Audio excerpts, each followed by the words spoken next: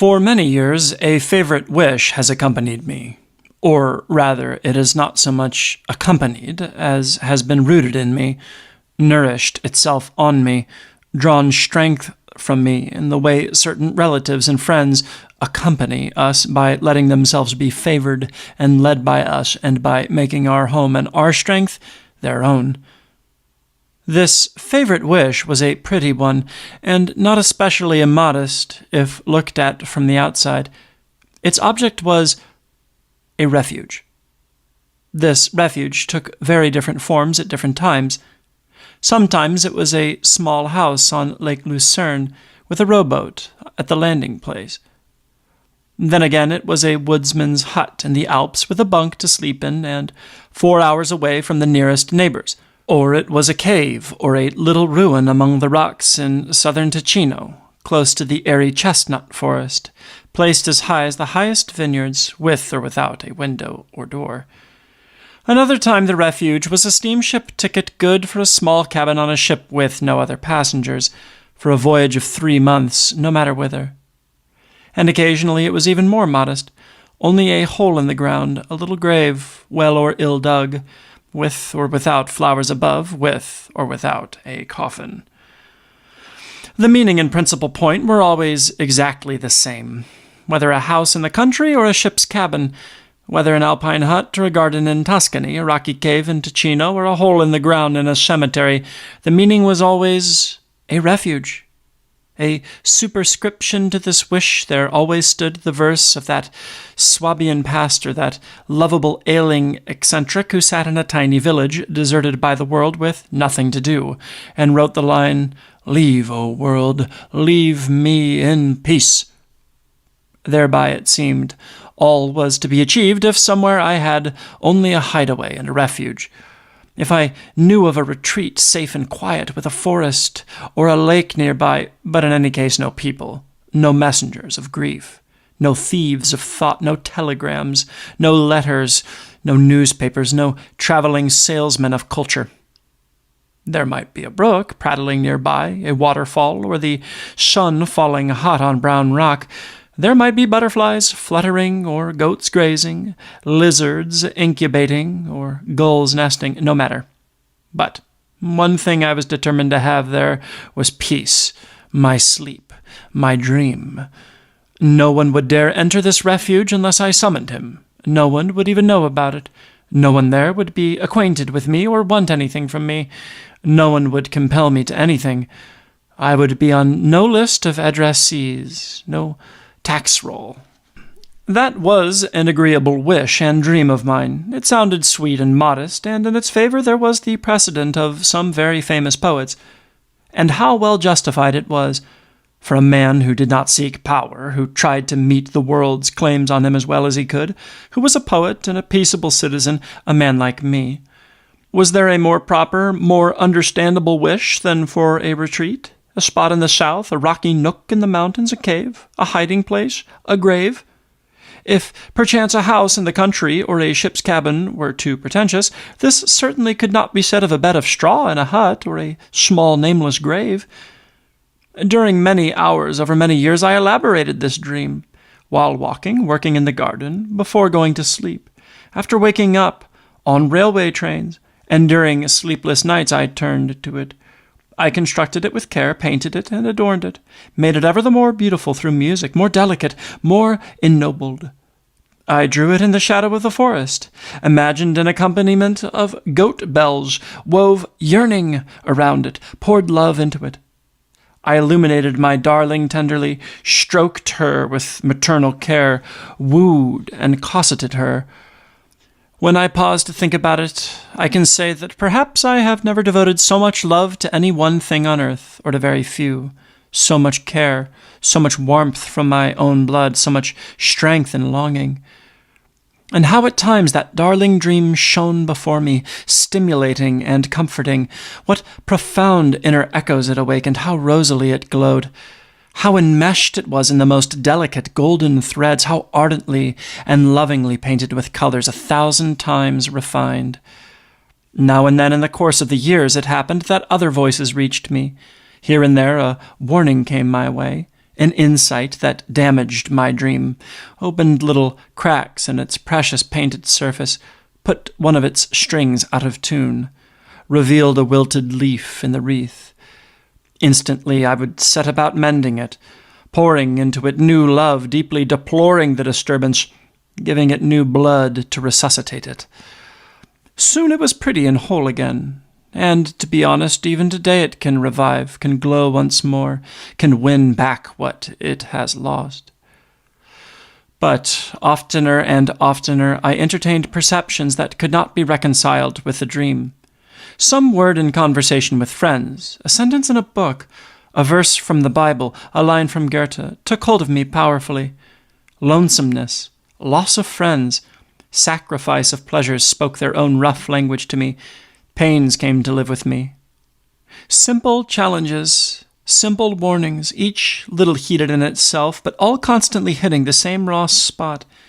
And all were opposed to my dream. Shakespeare derided it. Kant attacked it. The Buddha denounced it. Only the pains again and again brought me back to it. Would they not subside and disappear once I had my refuge? Would not sleep and hunger, smiles, an open countenance, full lungs, and a longing for action come back to me there in the cave, beside the brook, in the heart of nature, far from noise and far from bustle? But the pains grew more insistent and lasted longer, and turned against my dream. There came hours when I saw that it was worthless. The refuge would not cure me. The pains would not disappear in the forest or in the cabin.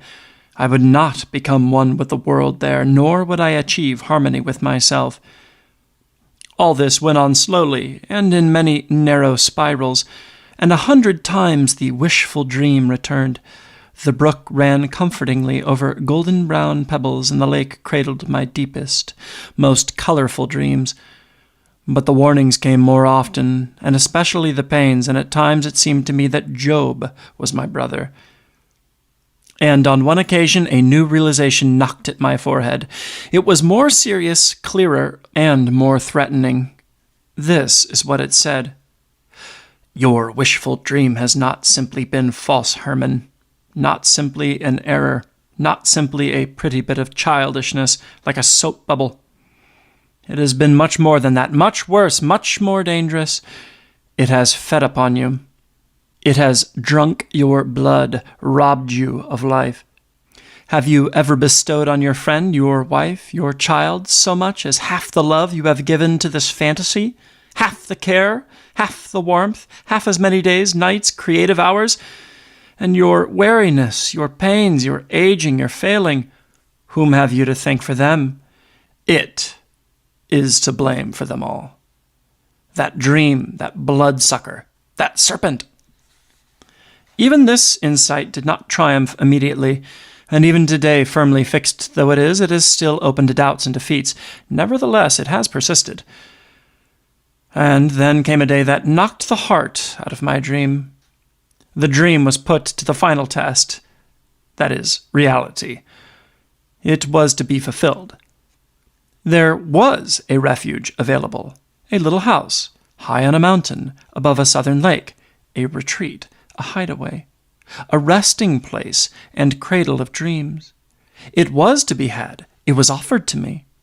Behold, here the dream was caught red-handed, caught in all its pretty falsity. To be specific, it took fright just when it was to be fulfilled. It did not want to be fulfilled. It was cowardly. It searched for objections. It found excuses. It advised against. It drew back, shuddering.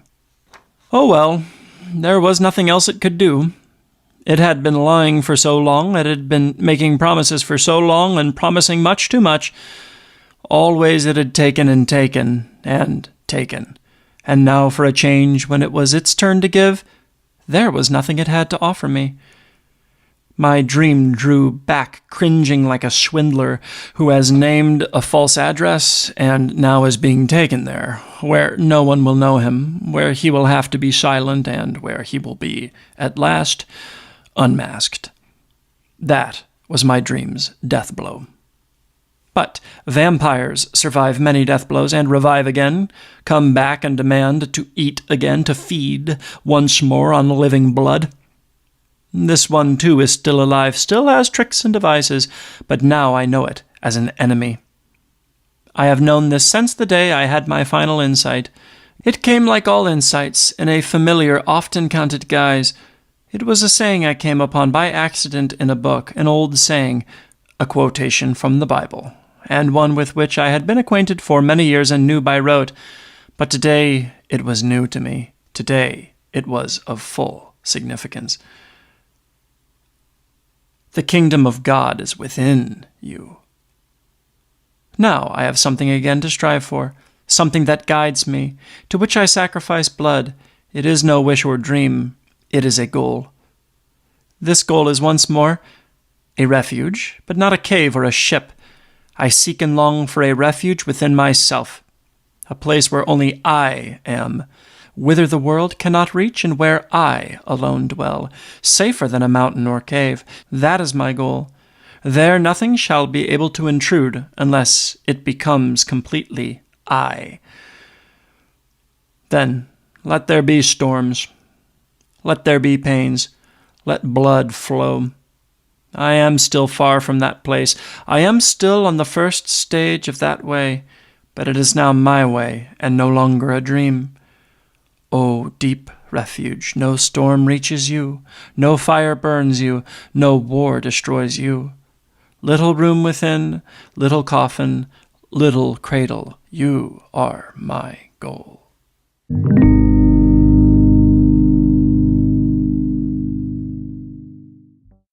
The eye of desire dirties and distorts. Only when we desire nothing, only when our gaze becomes pure contemplation, does the soul of things, which is beauty, open itself to us. If I inspect a forest with the intention of buying it, renting it, cutting it down, going hunting in it, or mortgaging it, then I do not see the forest, but only its relation to my desires, plans, and concerns, to my purse. Then it consists of wood. It is young or old, healthy or diseased.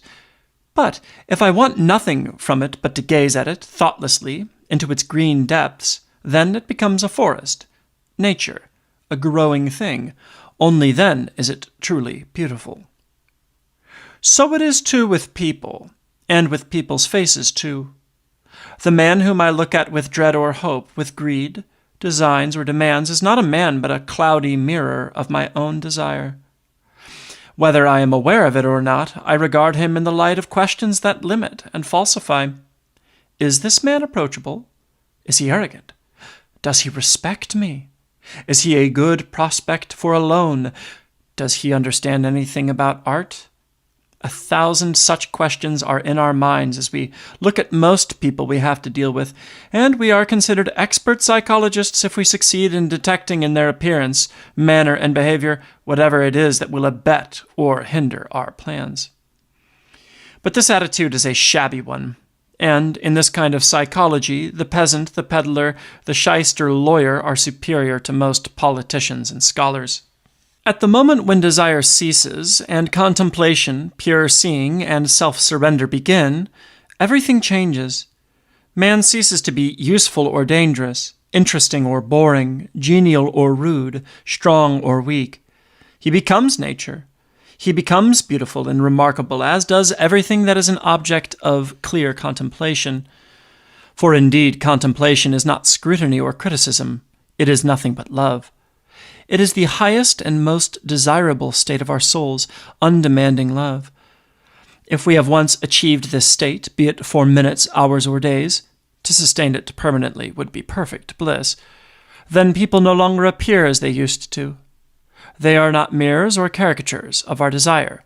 They become nature once more. Beautiful and ugly, old and young, cordial and offensive, open and taciturn, harsh and mild are no longer opposites, nor are they standards of judgment. All are beautiful. All are remarkable. No one can any longer be despised, hated, or misunderstood. Just as from the standpoint of quiet contemplation, all nature is nothing but the challenging manifestation of eternally creative, immortal life, so man's special role and duty is to represent soul. Pointless to argue whether soul is something specifically human, or whether it does not reside in animals and plants as well. Certainly soul is everywhere, is possible everywhere, is prepared everywhere, is surmised and longed for everywhere. But just as we think of the animal and not the stone as representative of motion, though stones too move, live, grow, decay, and even vibrate, so we look for the soul principally among men. We look for it in the place where it is most visible, where it suffers and acts. And man seems to us to be that corner of the universe, that particular province whose present duty it is to develop soul. As it was once his duty to walk upright, discard his animal fur, invent tools, and make fire. Thus collective mankind becomes for us a representation of the soul. Just as in mountain and rock, I see and love the primal force of gravity, in animals, motion and essays at freedom, so in the human being, who represents all these things too, I see first of all that form and promise of life which we call a soul, and which seems to us, human beings, not just a random beam of vitality among 1,000 others, but a deliberately selected, highly evolved goal in itself. For no matter whether our thought is materialistic, idealistic, or whatever, or whether we consider the soul as something divine, or as the oxidizing of matter, we nevertheless all know it and value it highly. For each of us, the inspired eye of man, his art, the formation of his soul, these things constitute the highest, newest, and most precious stage and high watermark of all the organic life. And so our fellow man comes to be for us the noblest, grandest, most precious object of contemplation. Not everyone makes this obvious evaluation at once, or without difficulty. This I know from my own experience. In my youth I had closer and more intimate relations with landscapes and works of art than with human beings. Indeed, I dreamed for years of a poem, in which only air, earth, water, trees, mountains, and animals would appear, no human beings. I saw man so far astray from the path of the soul, so enslaved by desire, so crude and wild in his pursuit of animal, ape-like, prehistoric goals, so intent upon rubbish and gimcracks, that temporarily I fell into the serious error of believing that perhaps man had already been discarded as the pathway to the soul, and was in the process of retrogression, that this fountain must make its way out of nature by some other course. When one observes the behavior of two average men of today who have just met by chance and really want nothing of each other, one can sense almost palpably how thick and oppressive is the atmosphere surrounding each one, how defensive his protective crust, how he is swaddled in a net woven of distractions from the spiritual, of intentions, anxieties, and wishes that are all directed towards the non-essential and that separate him from everyone else. It is as though the soul could not be allowed to speak, as though the soul had to be walled off by high fences, fences of fear and shame. Only undemanding love can break through this net, and wherever the net is penetrated, the soul stares us in the face. Sit in a railroad car and observe two young gentlemen who speak to each other because chance has thrown them together for an hour. I find their conversations extremely odd, almost tragic. These inoffensive folk seem to be hailing each other from an enormous icy distance of alienation, as if they were poles apart. Naturally, I am not thinking of Malayans or Chinese, but of modern Europeans. They seem each to live in a fortress of pride, of threatened pride, of suspicion, of wariness. What they say, objectively considered, is utter nonsense. It is the calcified hieroglyphics of that soulless world which we are constantly outgrowing, but whose icy fragments continue to cling to us. Rare indeed are the individuals whose souls find expression in daily talk. They are even more than poets. They are almost holy men. No doubt the simple folk have a soul, the Malayan and the Negro, and in their salutations and manner of address they show more soul than most of the rest of us. But their soul is not the one we strive for and desire, although it is precious to us and closely related. The soul of the primitive, which has not yet encountered any alienation, any of the misery of a profane and mechanized world, is a collective, simple, childlike soul, A beautiful and lovable thing, but not our goal. Our two young Europeans in the railroad car have got beyond that. They show little soul or none at all. They seem to be composed exclusively of organized will, or intellect, plans, schemes. They have left their souls in the world of money, of machines, of suspicion. They must find them again. They will sicken and suffer if they neglect this task. But what they will have then will no longer be the soul of childhood, lost forever, but a much finer, more personal, richer, and more responsible soul. Our path does not lead backward to the child, to the primitive, but forward, to the personality, to responsibility, to freedom. With our two young men, there is not one hint of those goals or any intuition of them. Neither primitives nor saints, they speak the language of every day, a language that fits as little the goals of the soul as does the hide of the gorilla, which we are now only painfully discarding after 100 tentative tries. Their prehistoric, crude, stammering speech runs something like this. "Morning," says one. "Day," says the other. "May I?" "Certainly." And so what needs to be said has been said. Meaning is completely lacking in the words. They are simply the ritual of a primitive man, their point in value being the same as those of the ring that the African tribal wears in his nose. Extremely odd, however, is the tone in which these ritualistic words are uttered. They are courteous words, but they sound abrupt to me, terse, grudging, cool, not to say a little angry. There is no cause for strife here, quite the contrary, and neither of the two men harbors any offensive thought. But in manner and tone they are cold, formal, stiff, almost as though insulted. As he says, "Certainly," the blond man arches his eyebrows in an expression bordering on contempt. He does not feel contemptuous, though. He is simply using a ritual that, through decades of soulless association among men, has become a device for self-protection. He thinks he has to hide his inner feelings, his soul. He does not know that the soul thrives only on being shown and being surrendered. He is proud. He is a personality. He is no longer a naive savage. But his pride is pathetically unsure. It has to fortify itself, has to throw up cold, defensive walls around itself. This pride would be wiped out if one were to win a smile from him.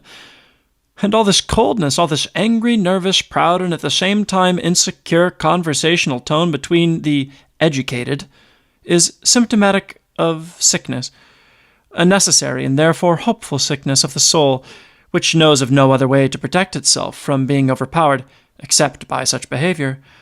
How timid and weak this soul is, how young and unrecognized it feels itself on earth, how it retreats, how terrified it is. Now, if one of these two men were to behave as he would like to, and as he really feels, he would offer the other his hand or clap him on the shoulder and say something like, "God, what a fine morning, everything's like gold, and I'm on vacation. Do you like my new tie? Beautiful, isn't it? And by the way, I have some apples in my bag. Would you like to have one?" If he actually spoke like this, the other would experience something uncommonly cheering and touching, something like a laugh, a sob, for he would realize that now the soul of the other person was actually speaking, that the subject was neither apples nor ties, but simply the fact that here a breakthrough had occurred. Something had rightfully come to light that we repress on the strength of a convention, alas, still strongly compelling, even though we already feel intimations of its eventual demise. That's what he would feel, but he would not acknowledge it. He would take recourse in some mechanical defensive action, would toss off some meaningless fragment of speech, one of our 1,000 substitutes for communication. "Yes, very nice," or something of that sort. He would glance away with a jerk of the head indicative of offense and over-tried patience. He would play with his watch chain, stare out the window, and by 20 such hieroglyphs show that he had no intention of revealing his true joy, that he would express nothing at all, or at the very most, a certain amount of pity for this intrusive gentleman. However, none of this happens. The dark-haired man eventually has apples in his bag, and he really feels an immense boyish joy over the beautiful day, his vacation, his tie, and his yellow shoes.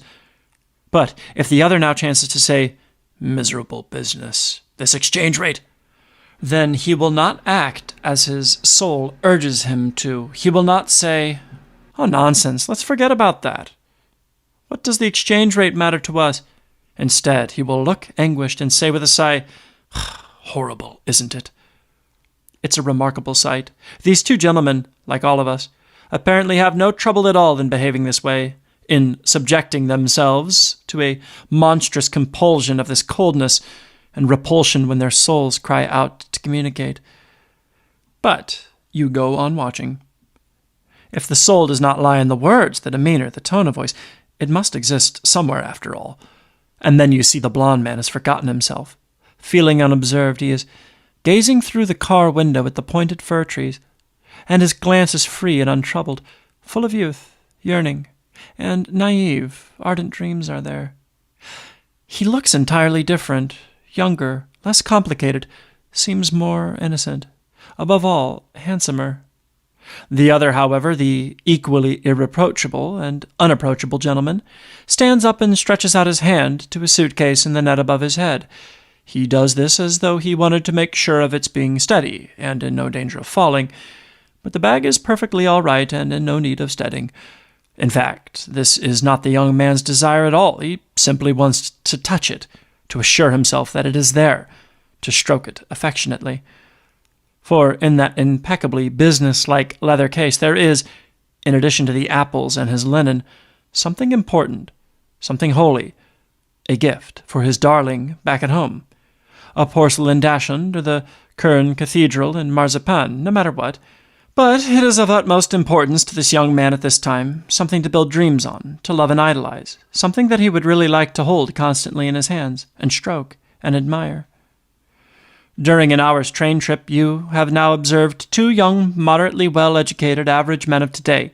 They have uttered words, exchanged greetings and opinions, nodded and shaken their heads, done 1,000 little things, talked shop, performed actions, and in none of all of this have their souls taken part.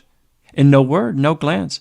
Everything was masked, mechanical, everything with the exception of the one self-forgetful glance through the window at the distant bluish woods and the brief, awkward reaching out for the leather suitcase. And you think, oh, timorous souls, will you someday break free?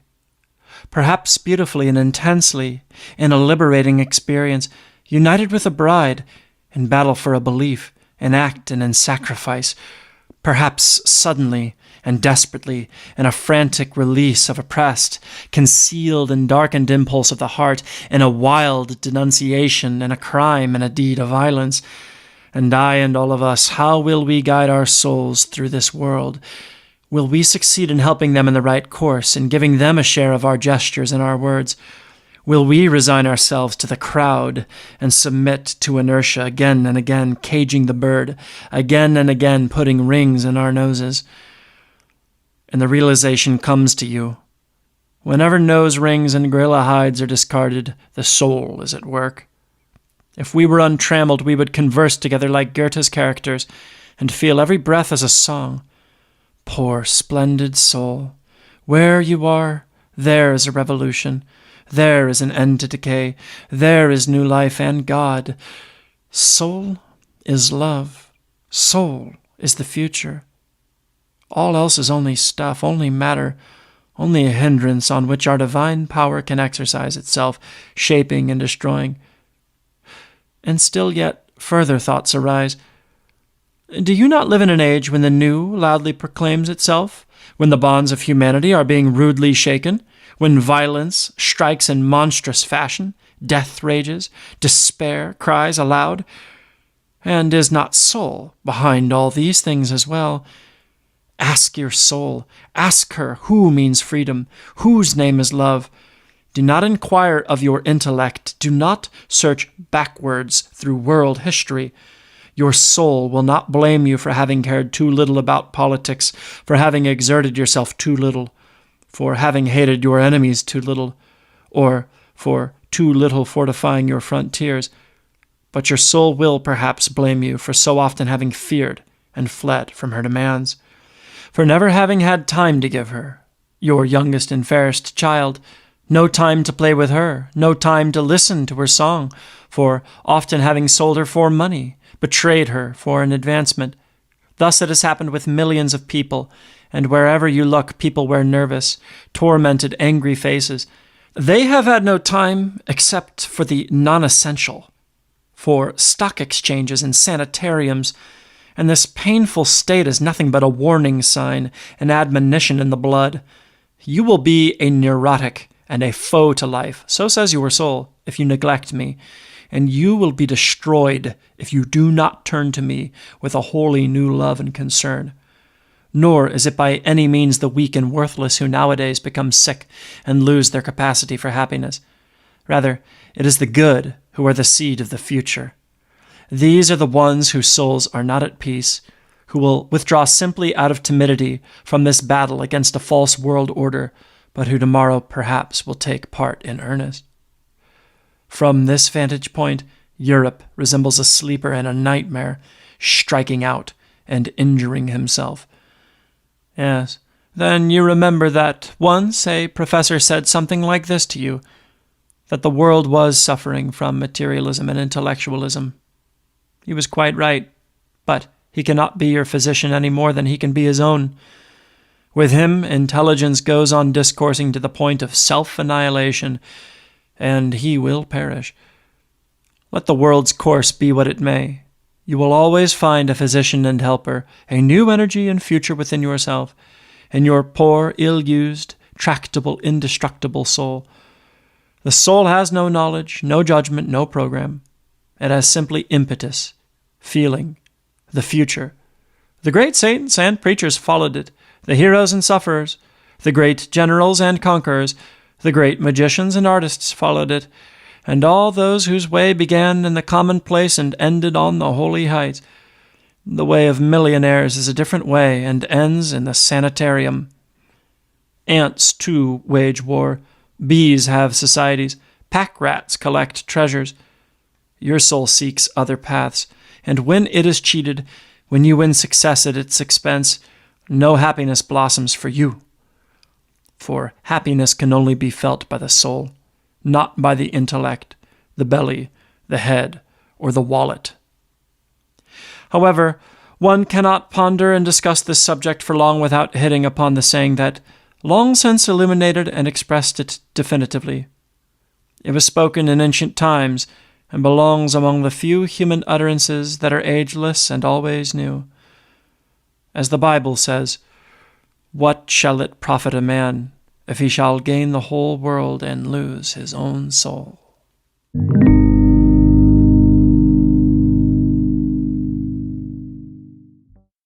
Outside the windows of my lonely country house, the gray rain was falling persistently, hopelessly. I had little desire to put on my boots again and make the long, muddy journey into the city.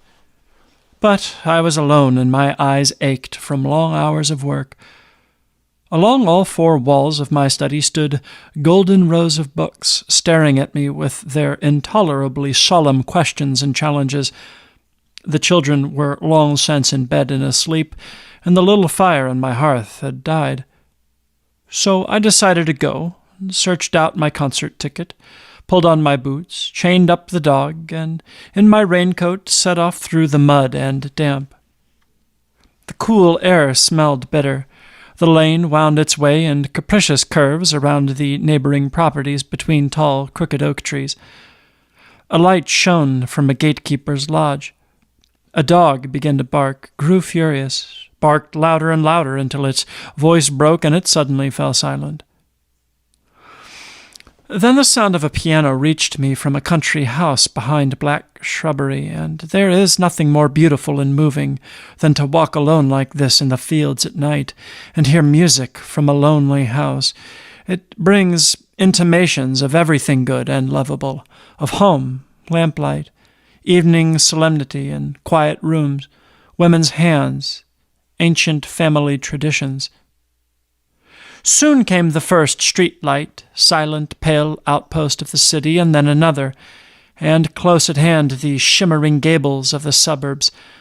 And then, suddenly around a corner, the glare of the arc light at the streetcar station, people in long coats waiting, conductors chatting in dripping wet caps, the buttons of their wet uniforms shimmering palely. A streetcar clatters up, bright and warm, with broad glass windows, blue lightning playing under it. I get in. We move away. From my bright glass cage, I look out at the nighttime streets, broad, deserted. Here and there, at a corner, a woman under an umbrella waits for the car, and now come brighter, livelier streets, and suddenly beyond the high bridge the whole city lies glowing in the evening brilliance of shop windows and street lamps, and far down under the bridge is the valley of the river with the dark mirror of its waters and the white foam of the spillways. I get out and walk through the arcades of a narrow side street towards the cathedral. The street lights are reflected pale and cool in the wet pavement of the small cathedral square. The chestnut trees on the terrace wave in the wind. Above the portal, bathed in reddish light, the Gothic tower disappears into the wet night, narrowing upward to immense height. I linger for a little in the rain, finally throw away my cigar, and walk under the high pointed arch. There people in damp clothes are crowded together. Behind his bright window sits the cashier. A man asks for my ticket. I move into the cathedral, hat in hand, and at once, from the huge dimly lit vault, a hallowed atmosphere streams toward me, laden with anticipation. Weak lights shed their timid beams along the columns and clusters of pillars, beams that lose their way among the gray stones and wane warm and tender high up in the arches. A few pews are completely filled. Farther on, the nave and choir are empty. I steal forward on tiptoe. Even my steps echo faintly behind me. Through the huge solemn space, in the dark choir, are the old, heavy wooden benches with carved backs. I pull down a seat. The wooden thump re-echoes from the stony heights. I settle back contentedly into the wide, deep seat and get out a program, but it is too dark to read. I think back, but cannot exactly recall what had been announced. An organ piece by some dead French master, an old Italian violin sonata by who knows whom, perhaps by Veracini or Nardini or Tartini, and then a prelude and fugue by Bach. A few more black figures steal into the choir, seating themselves far apart from one another. They burrow themselves deep into the old seats. Someone drops a book. Behind me I hear two girls whispering. Now, silence. Silence. Far off on the lighted rude loft, between two round lamps and in front of the cool gleam of the towering organ pipes, a man is standing. He nods and seats himself. A sigh of expectation runs through the little congregation. I do not want to look on. Leaning back, I stare up into the high arches and breathe the hushed cathedral air. I think, how can people Sunday after Sunday in the bright light of day sit crowded close together in this holy place and listen to a sermon which, however fine and wise it may be, can only sound flat and disappointing in so lofty a temple? There, a high, strong organ note, increasing in volume, it fills the huge space, becomes space, envelops us completely, it waxes, then pauses. Other notes come to accompany it, and suddenly all plunge in hurried flight into the depths, prostrate themselves, do reverence, but still persist in asserting themselves, controlled by the harmonic bass. Now they fall silent. A pause sweeps through the hall like the quiet before a storm, and now once more. Mighty tones rise up in deep, splendid passion, swelling stormily, crying aloud in resignation their lamentations to God, crying again, more and more piercingly, loud, and then they fall silent. And again they rise. Again this daring and forgotten master raises his strong voice to God, challenges and accuses, mightily sweeps forth his song in stormy sequences, and then rests, enveloping himself and praising God in a chorale of reverence, dignity, stretching golden arches across the lofty twilight, causes columns and clusters of pillars to resound. He erects the cathedral of his worship until it stands there alone, unshaken, embracing us all even after the last notes have died. And I am forced to think how miserable, how paltry, how bad are the lives that we lead. Which one of us would dare to stand forth like this man, this composer before God and fate, with such cries of accusation and of gratitude, with such aspiring grandeur from so profoundly reverent a mind? Alas, one should live differently. One should be different, should spend more time under the sky, among trees, keep more time for oneself to be closer to the beautiful, to the great mysteries. The organ begins again, deep, faint, a quiet chord, and above it a violin melody ascends into the heights in marvelously ordered stages with little questioning, little complaint, just singing and floating in the fullness of a mysterious bliss, light and lovely like the movements of a beautiful girl. The melody is repeated. It changes, it alters direction, it seeks out related figures in 100 delicate, joyful arabesques. It winds supply along the narrowest paths, and emerges free and purified and clear and tranquil emotion. Here there is no grandeur, no outcry or abysmal suffering. Here is nothing but the beauty of a happy, contented soul. It has nothing more to say to us than that the world is beautiful and filled with divine order and harmony. And oh, what a rare message is there! What message do we stand in greater need of than this joyful one? You can sense without actually seeing that throughout the whole great church there are now smiles on the faces, pure, happy smiles. Some may find this simple, ancient music. Some may find it a little naive, others old-fashioned, and yet they too smile. They too drift along in the clear stream of pure musical bliss. During the interval, one feels that the little rustlings of the people are happy, cheerful, their whisperings and moving about in their seats. The audience feels happy and released and looks forward to new splendor. And now it comes. With majestic free deportment, Master Bach enters his temple, does grateful homage to God, rises from worship, and, following the text of the hymn, happily falls to expressing his reverent Sunday mood.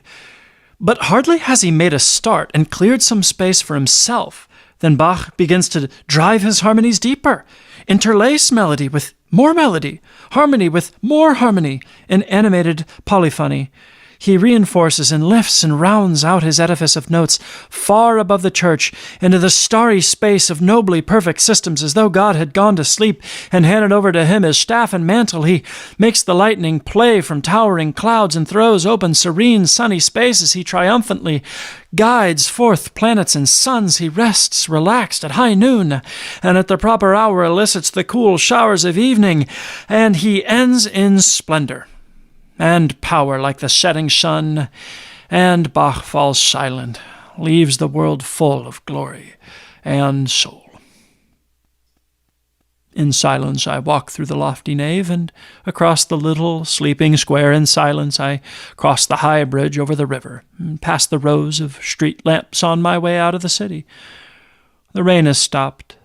An immense cloud covers the whole country, but a few narrow fissures let one glimpse moonlight and a beautiful, clear night above.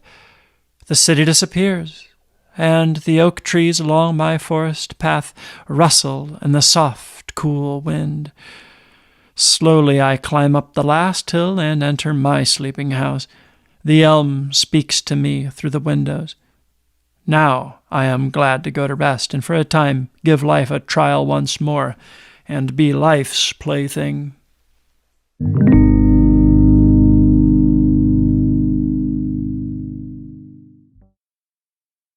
Last night I had a lot of dreams without being able to remember any of them clearly.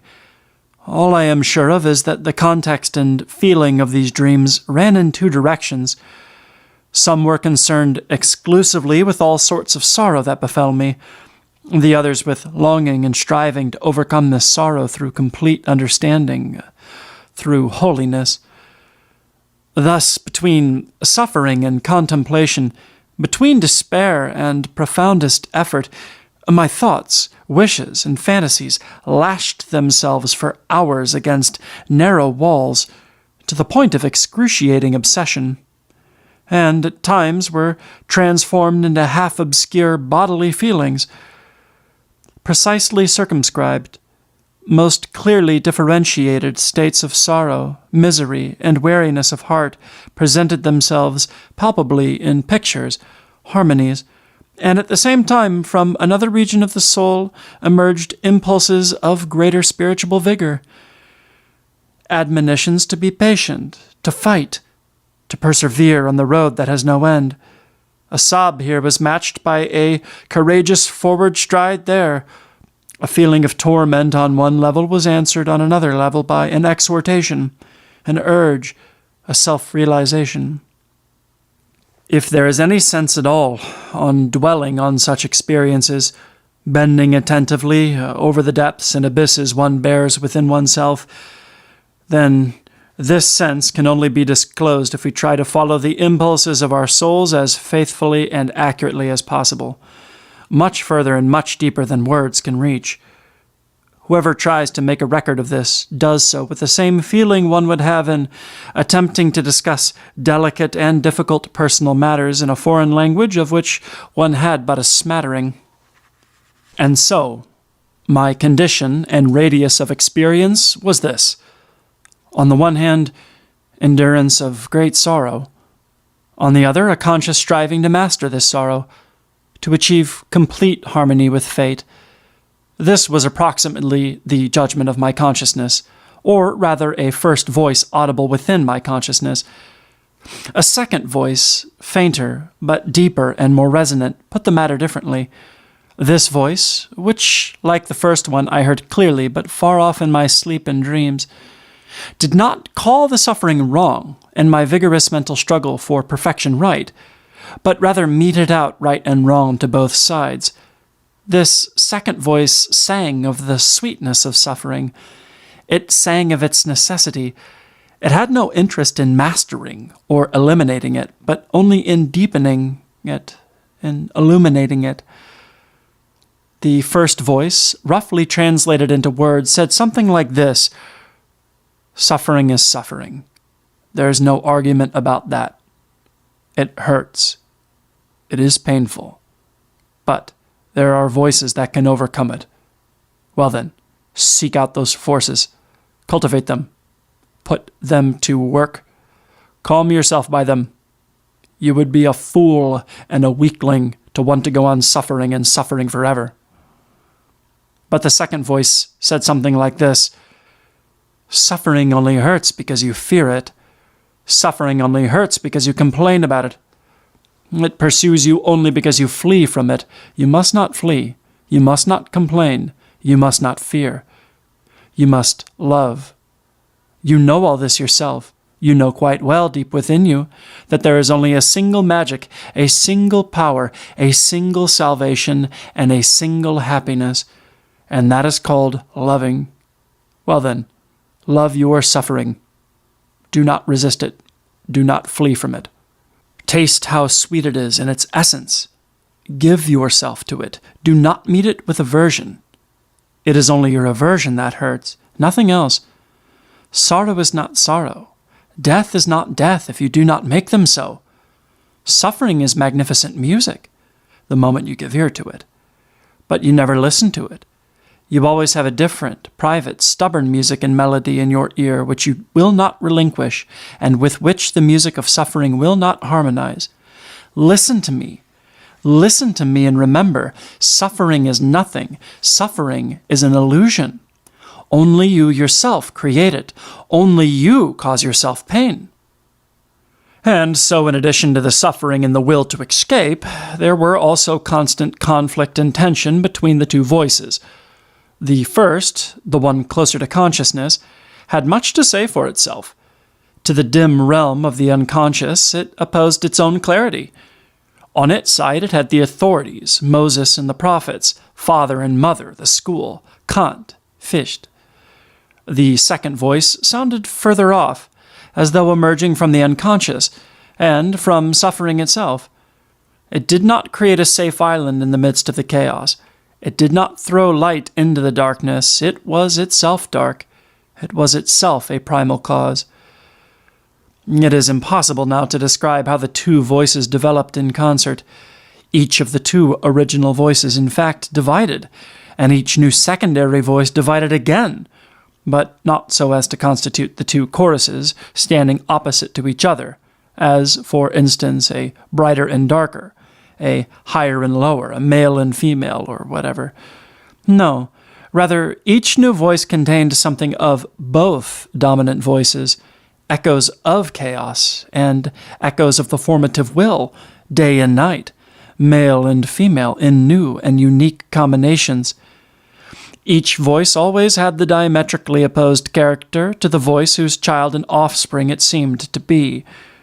A new secondary voice, springing from the chaotic mother voice, always sounded manlier, clearer, more purposeful, cooler, more sharply defined, and vice versa. But each was a mixture. Each had been created out of yearning for the other principle. Thus a polyphony and multiplicity emerged in which it seemed to me the whole world together with all its millions of possibilities were contained. Each possibility was counterbalanced by its opposite. The whole world seemed to be running its course in my dreaming soul to the accompaniment of constant muted pain. There were power and drive in its career, but also much friction, restraint, and agonizing limitation. The world revolved. It revolved beautifully and passionately, but the axle groaned and smoked. As I have said, I know nothing more about what I dreamed of. The notes have disappeared. Only the signature of the melodies and voices is recorded in my memory. All I know is I endured much that was bad, and at every new pain the valiant concept of freedom and redemption was kindled afresh. So here was presented an eternal process, a round of impulse and acceptance, of creation and endurance, of action and suffering without end. In witnessing this, I was in distress. The whole had more the flavor of sorrow than of joy, and where the dream states took on bodily feelings, these were painful. My head ached. I was dizzy, faint. Manifold were the events that befell me, and to each new experience or sorrow a new voice gave answer, and on each assault followed an inner exhortation. Examples emerged. Among them I saw the starets Zosima of the brothers Karamazov appear as a model and a teacher. But that primeval maternal voice, eternal and constantly reformed, dissented each time, or rather, it did not dissent, but gave me the feeling of a beloved being turning away from me and shaking her head in silence. "Accept no examples," the voice seemed to say. "Examples do not exist. They are something you simply make up for yourself out of pretense. To imitate examples is flummery. Right action comes of itself. Just suffer, my son, just suffer and drain the cup to the dregs. The harder you try to avoid it, the bitterer the drink will be. The coward drinks his fate like poison or medicine. You must drink yours like wine and fire, and then it will taste sweet." But it tasted bitter, and all night long the wheel of the world rolled on, groaning and smoking on its axle. On the one hand was blind nature, on the other the seeing spirit. But the seeing spirit kept transforming itself into blind, dead, sterile things, into morality, into philosophy, into formulas, and blind nature kept constantly opening an eye here or there, a marvelous, moist soul eye, shy and bright. Nothing remained true to its name. Nothing remained true to its essence. Everything was just names. Everything was just essence. And behind it all, life's sanctuary in the mystery of vocation receded farther and farther into new, more distant, more frightening mirror depths. So would my world roll on smoking as long as the axle held. When I awoke, the night was almost past. I did not look at the clock. I was not wide awake enough for that. But for a short time I kept my eyes open and saw the pale morning light falling on the window-sill, on the chair, and on my clothes. The arm of my shirt, hanging loose and somewhat twisted, challenged my pictorial imagination. Nothing in the world is more fruitful and stimulating to our souls than twilight, a wavering spot of white in the darkness, a dissolving system of gray and black shadows against a misty background. But I did not respond to the challenge of turning the dangling white form into a whirl of dancing girls, circling nebulas, snowy summits, or holy statues. I still lay under the spell of the long dream sequence, and my consciousness did no more than register the fact that I was awake and morning was near, that my head ached, and that I hoped I could fall asleep again. Rain drummed softly on the roof and on the windowsill. Sadness, pain, and emptiness filled me. In flight, I closed my eyes and crept back into the region of sleep and dreams. However, I did not fully recover those dreams. I remained in a tenuous, fragile, half-asleep state where I felt neither weariness nor pain. And now I had another experience, something like a dream, and yet not quite a dream, something like thought, and yet quite not thinking, something like a vision, something like a momentary flooding of the unconscious with the bright beam of consciousness. In my light morning, half asleep, I encountered a holy man.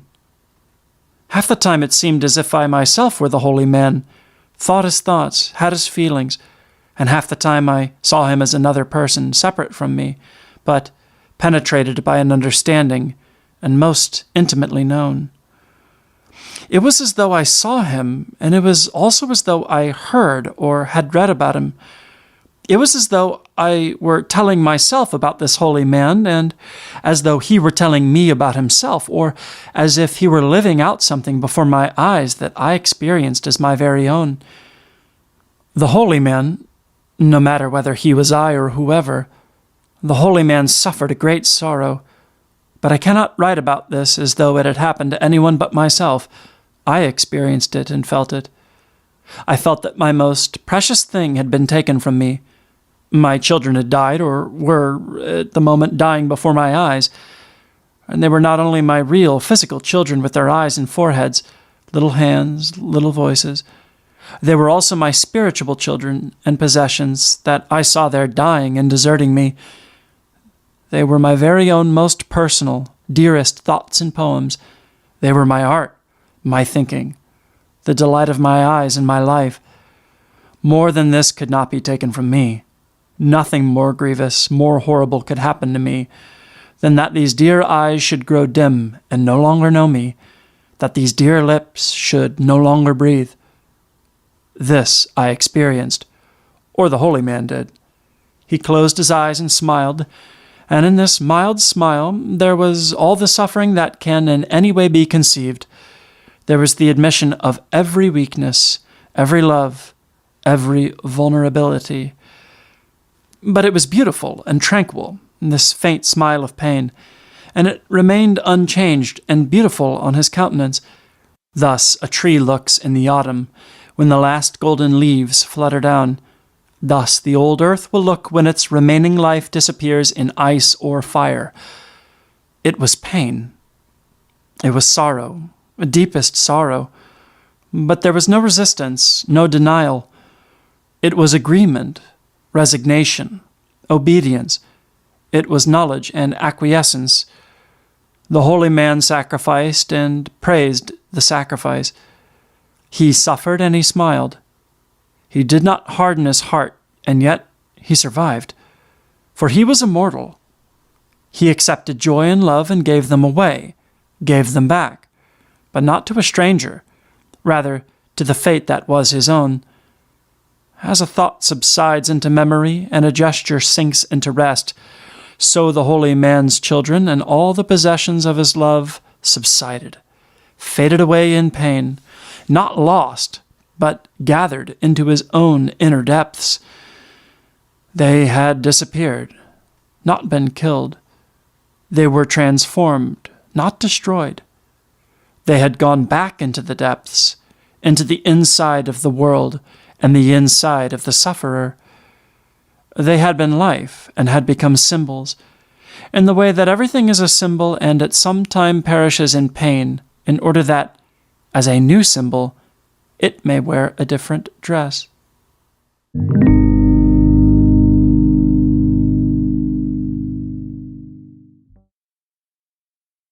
You will be surprised, Mr. M., that I am writing to you, and it will surprise you even more to learn that I do so because of my memory of our last meeting and conversation, for presumably you have long since forgotten them both. Meanwhile, just the reverse has happened to me. That is, at the time I attributed no importance at all to those moments and words. I forgot them, Mr. M. I forgot what you said, as it were, while the conversation was still going on, and I left without retaining any perceptible impression of our talk. Later that same day, however, our stupid little exchange suddenly came back to me, already accompanied by a sharp sting, and thereafter the memory returned more and more frequently, and became constantly more urgent and unpleasant. Since then, months have passed. Yes, almost a whole year, but in each of those months I've been forced to think of you at least 2 or 3 times, and I have repeated our conversation and made it the subject of long arguments about you, and explanations which you presumably do not deserve, and which I shall take care not to share with you. Let us start at the beginning, since you doubtless have long ago forgotten the whole incident. Well then, perhaps 10 or 11 months ago I had arrived around noon in your city. I was carrying a small yellow leather suitcase and a raincoat, and I encountered you on the streetcar on the far side of the tunnel. I was on my way to the outskirts of the city where a friend of mine lives, and you, I suppose, were coming home for lunch from your business, about which I know nothing at all. You own, I observed at the time, a fine house with a large garden in that most attractive part of the city.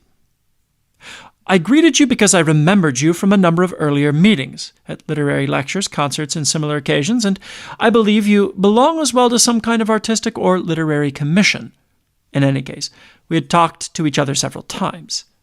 You had shown a certain interest in me, and I had the impression that you were an agreeable man of the world, well enough educated to have some idea of art, but at the same time too much a businessman, too much interested in money, too much interested in nothing, ever to be able to free yourself and breathe the air in which beauty naturally flourishes.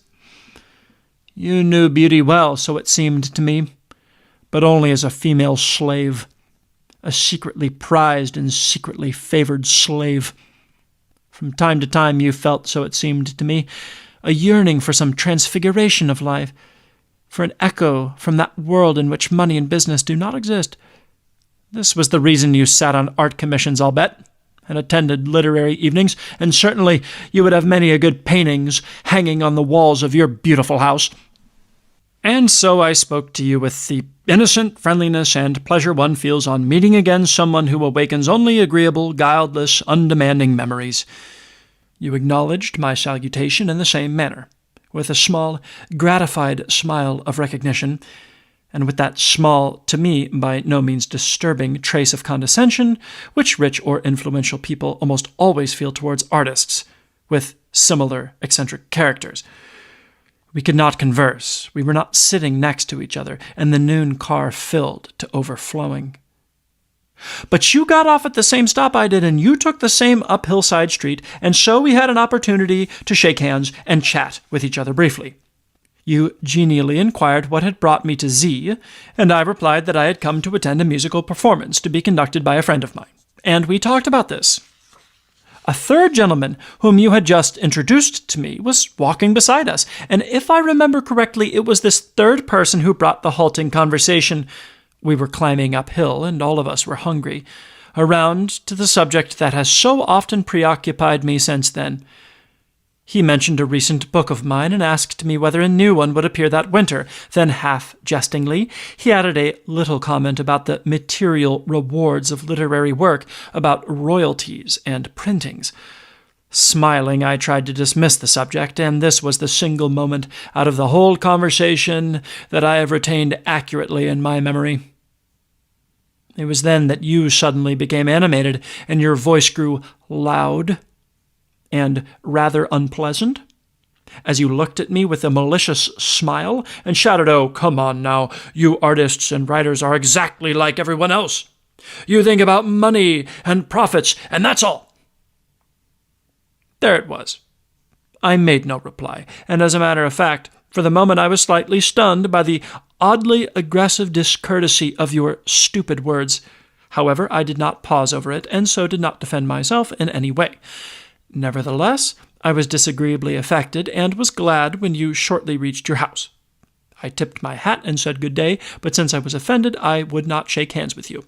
And I parted with equal abruptness from the other man and walked on alone, the short remainder of my way. The meeting with my friend and his wife and children, the midday meal, the conversation and music afterward, all these things completely wiped out my encounter with you until the evening. It was then that I suddenly experienced a feeling of discomfort, unease, yes, something like the nasty feeling of being unwashed. I was pursued by the vague shadow of a memory, as though I had been insulted on that day or had witnessed something dishonorable, and at the same time had behaved unworthily myself. And then it became clear to me. It was your words, Mr. M. Your coarse, stupid words about me and about artists in general. Presently I realized that it was not the insult contained in your comment that had struck me, that had caused me pain, but a feeling of guilt, a feeling of bad conscience. I had listened in silence while a person whom I had taken rather seriously and even respected, expressing himself coarsely and hatefully about all artists. I had missed an opportunity when a serious word from me might perhaps have touched this man's soul, you, when Mr. M. might for a moment have been taken aback and felt inwardly humbled, or at least ashamed, before a world he recognized as purer than his own. Since then, as I have said, those words have echoed often in my thoughts, and it has always happened that anger at you as an individual, Mr. M., subsided, and anger at myself became my principal concern. That I would not greet you again or shake hands with you was a minor matter, settled at once and for good. That did not redeem my failure or justify my negligence. My feeling of discomfort, anger, and shame when I thought about my unprotesting acceptance of your silly words was exactly the same as a sensation I had had 1 or 2 or 3 years ago. I thought I had forgotten that incident, but it came back to me again and, together with the latter one involving you, began actually to torment me. That other incident was as follows. In the course of a sea voyage, while my ship lay in harbor taking on coal, I went ashore in the company of another traveler. He was well acquainted with the exotic port that I was traveling at and was acting as my guide. In 2 or 3 hours he succeeded in showing me everything that was to be found there, in the way of cheap music halls, low dance palaces, bars, and other evil places. However, from the time we entered the first of these dens, not only did I find them totally unsympathetic places, but my companion's conversation, winks, and laughs struck me as disagreeable, repulsive, and improper in the highest degree. Nevertheless, I tagged along, sullen and angry, and simply did not summon up courage to free myself, to let this asshole know my disapproval, either explicitly or quietly by leaving him. No, that simply wasn't possible. His fat, merry, naively robust character had overpowered my weaker one. I followed him as though he were my executioner, and while I grew wildly angry at him and myself, I listened in dumb silence to him speak. Yes, there I was. I was not offended because the world contained ugliness and obscenity. I could overlook them, even laugh at them. But that I had once unprotestingly countenanced this aspect of the world which I despise and reject, in a way that might make it seem that I was condoning these things, and condoning my companion who was seeking them out and who loved them, that is what left the sting behind. And now this little incident with you, Mr. M, had come along as a second little sting. In no sense do I write you this in order to exonerate myself retrospectively. Quite the contrary. I write this for myself, not for you. And I write it in order to admit to a fault. It was my duty on that occasion not to listen without protest to your unlovely words about art and artists. Perhaps, indeed, they were not even meant that way. Perhaps you, the affluent money man with a secret hunger for art, really simply wanted to irritate me, to hear my vindication, to provoke an answer from me that would reassure your own doubting heart about the existence of ideals, the reality of a pure world. And because I remained silent, that secret confirmation, that secret desire in you to believe, subsided and vanished. And when I walked on silently and in a bad temper, I completely abandoned your hesitating soul to disbelief into that stupid, cheap skepticism that is more inimical and dangerous to art and to the life of the spirit in general than any vice I could imagine. If after almost a year I make this confession to you, it does not mean in the slightest that I am canceling my private intentions in respect to you. I no longer need to speak to you or give you my hand. Oh, it would be easy to refute the silly accusation you made without sentiment, simply by facts, figures, and statements. But there is nothing to be gained by that now. You are not the only one I blame, though at the same time I no longer especially prize you. It is myself I blame because of the complicity of my silence, and also perhaps of a slight smile, easy to misinterpret, which made it seem that I agreed with you, that I shared your view, which I actually reject and abhor. Think of me what you will. Believe, if you wish, that I actually agreed with you on that occasion. Believe, for all I care, that I have always been of that opinion and still hold it today. Consider me one of those who are related to that world of art only by accident and profession. It makes no difference to me. I can get along very well without your regard. But, Mr. M., you wealthy man with your fine house and garden, just do not believe that one can commit with impunity such small murders as you committed on that occasion by your words. I know you have already begun to feel the punishment, and I know it will fester more and more painfully. It will increasingly ruin your life. And until you make some move to restore faith to your soul, until you seriously think once more about the existence of the good, your soul will be sick and will suffer. I think you will be condemned to see everywhere and always that precisely what is best, precisely what is most beautiful, precisely what is most desirable, that which money cannot buy. The best, the most beautiful, the most desirable things in the world can be paid for only with one's soul, just as love can never be bought. And he whose soul is not pure, not capable of goodness, or at least of believing in the good, no longer distinguishes the best and noblest clearly and completely, and must forever content himself with that diminished, distorted, cloudy picture of the world that his ideas have created for his own suffering and impoverishment.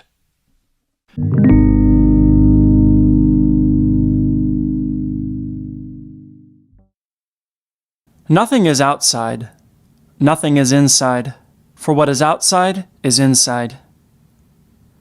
To set down my ideas on this subject in an agreeable or even coherent form has proved to be beyond me. I seem to lack the gift for it, and besides, I feel it a kind of presumption for an author to construct out of a few notions, as many do, an essay that has an air of thoroughness and consistency, whereas after all it comprises only a few ideas and a far greater amount of padding. No, I who believe in the decline of Europe, and especially in the decline of spiritual Europe, have the least reason of all to strive for a form that I would necessarily feel to be a masquerade and a lie. I say just as Dostoevsky himself says in the last book of the Brothers Karamazov, but I see I shall do better not to apologize. I will do my best, and the reader will see for himself that I have done what I can. It seems to me that in the works of Dostoevsky, and in its most concentrated form, the Brothers Karamazov, what I call to myself the decline of Europe, is foretold and proclaimed with frightful clarity that the young people of Europe, and especially the youth of Germany, feel Dostoevsky to be their great writer, not Goethe, not even Nietzsche. This fact seems to me decisive for our fate. Keep this in mind as you examine the most recent creative writing. You will find in it all the influence of Dostoevsky, though the result often may be simply imitation and childish in its effect. The ideal of the Karamazovs, a primeval, occult, Asiatic ideal, begins to become European, begins to devour the spirit of Europe. This is what I call the decline of Europe. This decline is a turning back to Asia, a return to the mother, to the sources, to the Faustian mothers, and, of course, will lead, like every earthly death, to a new birth. It is only we who experience these phenomena as decline, we contemporaries, just as the abandonment of an old beloved homeland brings only to the aged a feeling of grief and irredeemable loss, whereas the young see nothing but what is new and what lies ahead. But what sort of Asiatic ideal is this that I find in Dostoevsky, and that seems to me to be in the process of conquering Europe? Briefly put, it is a turning away from every fixed morality and ethic in favor of a universal understanding, a universal validation, a new, dangerous, terrifying sanctity such as the elder Zosima prophetically proclaims and by which Alyosha lives, such as Dmitri and even more Ivan Karamazov brings to completely conscious expression.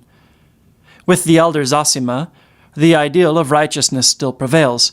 For him, there are still good and evil, though he bestows his love by preference upon evil. In Alyosha's case, this new kind of holiness has become far freer and more animated. He strides through all the filth and slime of his surroundings with an almost amoral unself-consciousness, and often he reminds me of that most noble vow of Zarathustra, "I once swore to renounce all repugnance." But behold, Alyosha's brothers carry this idea even further. They pursue the same course with even greater determination, and it often seems, strangely enough, exactly as if the relationship of the brothers Karamazov slowly becomes reversed in the course of this thick 3-volume work, so that all that is firmly established becomes questionable. The holy Alyosha becomes more and more worldly, the worldly brothers more and more holy, and it is precisely the most criminal and unrestrained brother, Dmitri, who becomes the holiest, most sensitive, most profound possessor of a presentiment of a new holiness, a new morality, a new humanity. This is very strange. The more Karamazovian things become, the more vicious and drunken, the more unrestrained and rowdy, that much nearer shimmers through these rough physical phenomena, these men and deeds, a new ideal. Inwardly, they become all more holy, more spiritualized. And compared to Dmitri, drunkard, killer, man of violence, and the cynical intellectual Ivan, the honest, highly respected types, the public prosecutor and the other representatives of society, become shabbier, emptier, more worthless, the greater their outward triumph. And so the new ideal, which threatens the European spirit at its root, appears to be an amoral way of thinking and feeling, an ability to perceive the divine, the necessary, the fated, even in what is most wicked and ugly, and also to pay it reverence and worship in this guise. Yes, especially in this guise. The public prosecutor's attempt in his long speech to present this Karamazovianism with ironic exaggeration and to expose it to the ridicule of the general public actually does not exaggerate it at all. It is really very tame. This speech portrays from a bourgeoisie conservative point of view the Russian man who has since become a catchword, this dangerous, touching, irresponsible, and yet remorseful, tender, dreamy, cruel, deeply childlike Russian man is still often called that today, although I believe he has long since been in the process of a transmutation into the European man. Just this is the decline of Europe. We must turn our attention for a moment to this Russian man. He is far older than Dostoevsky, but it was Dostoevsky who definitively described him to the world in all its terrifying meaning. The Russian man is Karamazov. He is Pavlovich. He is Dmitri. He is Ivan. He is Alyosha. For these four, however different they may appear, necessarily belong together. Collectively, they are Karamazov. Collectively, they are the Russian man, the coming and already imminent man of the European crisis. In passing, something highly remarkable should be noted. That is, how Ivan in the course of the story is transformed from a civilized person into a Karamazov, from a European into a Russian, from a standardized, historical type into the unshaped material of the future. There is a legendary, dreamlike inevitability about this slipping away of Ivan from his original air of respectability, knowledge, coolness, and scholarly detachment, this gradual, hesitant, then wildly excited lapse of the apparently most solid Karamazov into hysteria, into Russianism, into Karamatzovianism.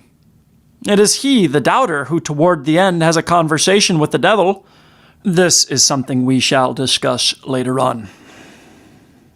And so the Russian man, whom we have long since had in Germany too, is not to be adequately described either as a hysteric, or as a drunkard, or criminal, or as a poet and holy man, but only as the simultaneous combination of all of these characteristics.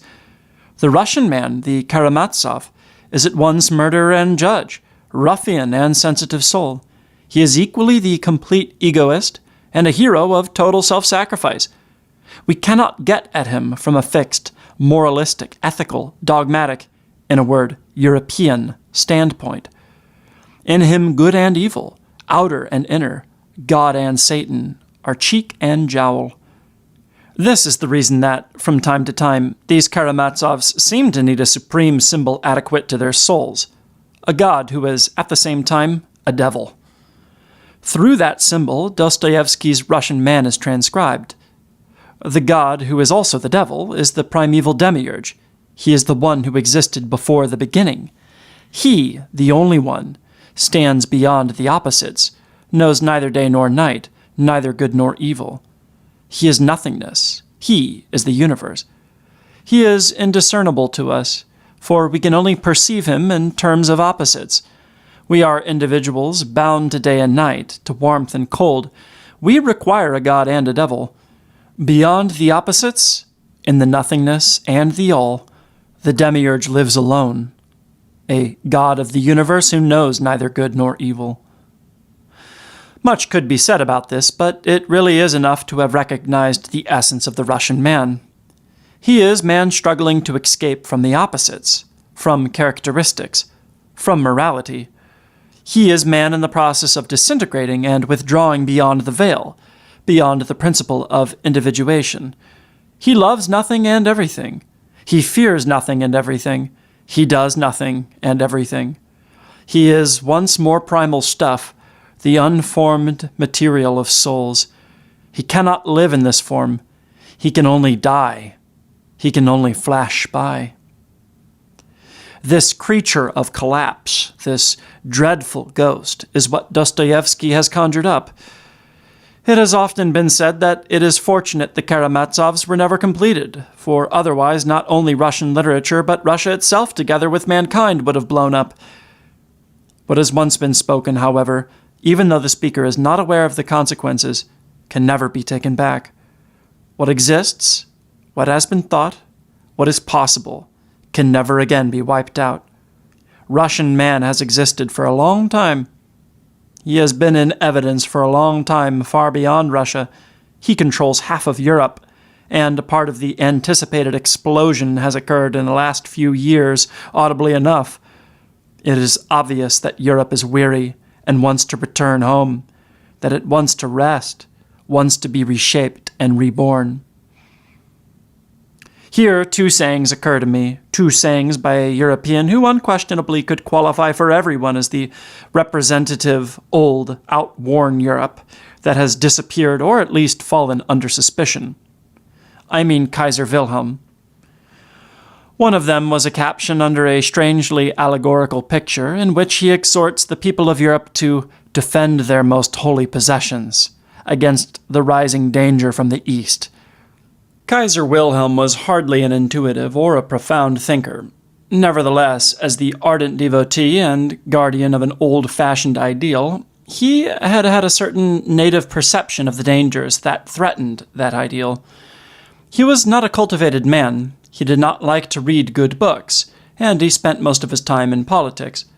And so that picture, with its exhortation to the peoples of Europe, was not inspired by reading Dostoevsky, as one might think, but probably because of a vague fear that the massive populations of the East might be brought into action against Europe through the ambition of Japan. The Kaiser had only a very dim knowledge of what he was saying in that sentence, or how monstrously right he was. He certainly did not know the Karamazovs, because of his aversion to good, profound books. But his feeling was uncannily correct. Exactly the danger he perceived did exist, and came daily closer. It was the Karamazovs that he feared. It was the infection of Europe by the East. It was the reeling home of the wary mind of Europe to its Asiatic mother that he so greatly and so very rightly feared. The second saying of the Kaiser's that occurred to me, and had in its time made a frightening impression on me, is this. I do not know whether it was actually said or only rumored. That nation will win the war that has the better nerves. When I heard it at the very outset of the war, this remark impressed me like the faint advance warning of an earthquake. The Kaiser did not in the least mean it in that way. Instead, he thought he was saying something very obvious, flattering to Germany. Quite possibly he had excellent nerves, and so no doubt did his hunting companions and the generals who reviewed the troops. Also, he knew the musty legends of a vicious and disease-ridden France and a virtuous, populous Germany. But for others, for those who were knowledgeable or had intuitions and premonitions about tomorrow and the day after, for them that saying was terrifying. They knew that Germany did not by any means have better, but rather worse nerves than her enemies in the West. And so those words from the leader of the nation sounded at that time like frightening and fateful hubris that would lead us blindly to destruction. No, the Germans certainly did not have better nerves than the French, English, and Americans. At most, they had better nerves than the Russians. For having bad nerves is the popular expression for hysteria and neurasthenia, for moral insanity, for all those evils that one can evaluate in various terms, but, taken together, are precisely synonymous with Karamazov-ism. Germany lay open to the Karamazovs and to Dostoevsky, more defenseless than any other European nation except Austria. And so, in his own way, the Kaiser twice had a premonition of the decline of Europe, and, actually, prophesied it. Just how one should evaluate the decline of old Europe is a quite different matter, on which opinions differ widely. The convinced supporters of tradition, the loyal admirers of a noble, sacrosanct form of culture, the knights of established morality, all these can only seek to prevent Europe's decline or weep inconsolably as it occurs. For them, it is the end. For others, the beginning. For them, Dostoevsky is a criminal. For the others, a holy man. For them, Europe and its spirit is something unique, soundly established, unassailable, secure and continuing. For the others, it is an evolution, variability, continual transformation. Now, like everything else in the world, the Karamazovian element, the Asiatic, chaotic, wild, dangerous, amoral element, can be evaluated positively as well as negatively. The Karamazovs, these Russians, this Asia, these fantasies about a demiurge, those who simply reject the whole world, Dostoevsky too, those who curse it and are filled with a nameless dread of it, are now in a difficult position in the world. For Karamazov is more dominant than ever. But they are guilty of error in that they insist on seeing in all this only the factual, visible, material aspects. They see the approaching decline of Europe as a horrifying catastrophe, with drumbeat and thunder, either as revolutions replete with slaughter and violence, or as a takeover by criminality, corruption, thievery, murder, all the vices. All this is a possibility. It is present in Karamazov. But with the Karamazovs, you never know what surprise they may have in store for you at the next moment. Perhaps a lethal blow. Perhaps a touching hymn of praise to God. Among them are the Alyoshas and Dmitris, Fyodors and Ivans. Indeed, as we have seen, they are not at all identifiable by their characteristics, but rather by their readiness and ability at any time to assume any character. For those who are fearful, there should be no comfort in the fact that this unpredictable man of the future, though here he is in the present, does good as well as evil, and could establish a new kingdom of God as easily as a new kingdom of Satan. What is established or overthrown on earth is of little concern to the Karamazovs. Their secret lies elsewhere, and the worth and fruitfulness of their amoral being lies there too. To be specific, these people differ from others, the earlier, organized, predictable, straightforward, honest people, principally only in that they live as much inwardly as outwardly, that they are constantly busied about their souls. The Karamazovs are capable of any crime, but it is only by exception that they commit one. Usually it suffices them to have thought of the crime, to have dreamed of it, to have calculated its possibilities. Here lies their mystery. Let us look for the formula. Every organization of mankind, every culture, every civilization, every order rests on an agreement about what is permitted and what is forbidden. Man, on the road to animal and the distant future of his race, always has a great deal to suppress within himself, to smother, to deny, in order to be a respectable fellow fit for society. Man is full of the animal and primeval world, full of vast, barely controllable instincts of a brutish, callous selfishness. All these dangerous instincts are there, always there, but culture, convention, civilization hides them. They are not on view. From childhood on, people are taught to recognize these instincts and to deny them, but every one of them comes to light some time or other. They all stay alive, none is destroyed. None, in the long run, in all eternity, is transformed and ennobled. And each of these instincts is indeed good in itself, no worse than any other, but every age and culture chooses the instincts to fear more than others, and to punish more severely. Now, when these instincts reawaken as unresolved and only superficially and painfully controlled forces of nature, when these animals go on the rampage like beaten and oppressed slaves rising in revolt with all the fury of their primeval nature, then the Karamazovs emerge. When a culture that attempts to domesticate mankind grows weary and begins to totter, then people in ever greater numbers behave strangely, become hysterical, have weird desires, act like youths at the age of puberty or pregnant women. The impulses that stir in their souls have no names, and from the point of view of the old culture and morality, they have to be called bad.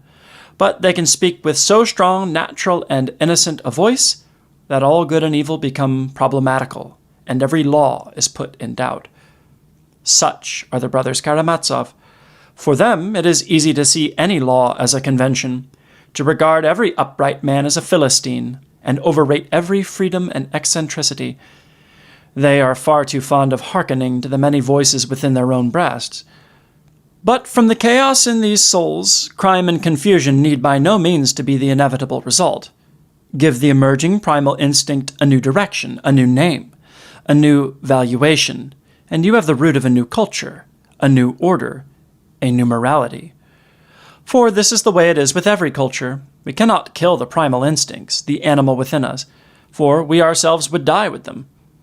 But we can in some measure restrain and calm them, make them to some extent serviceable to the good, in the way one harnesses an unruly nag to a good wagon.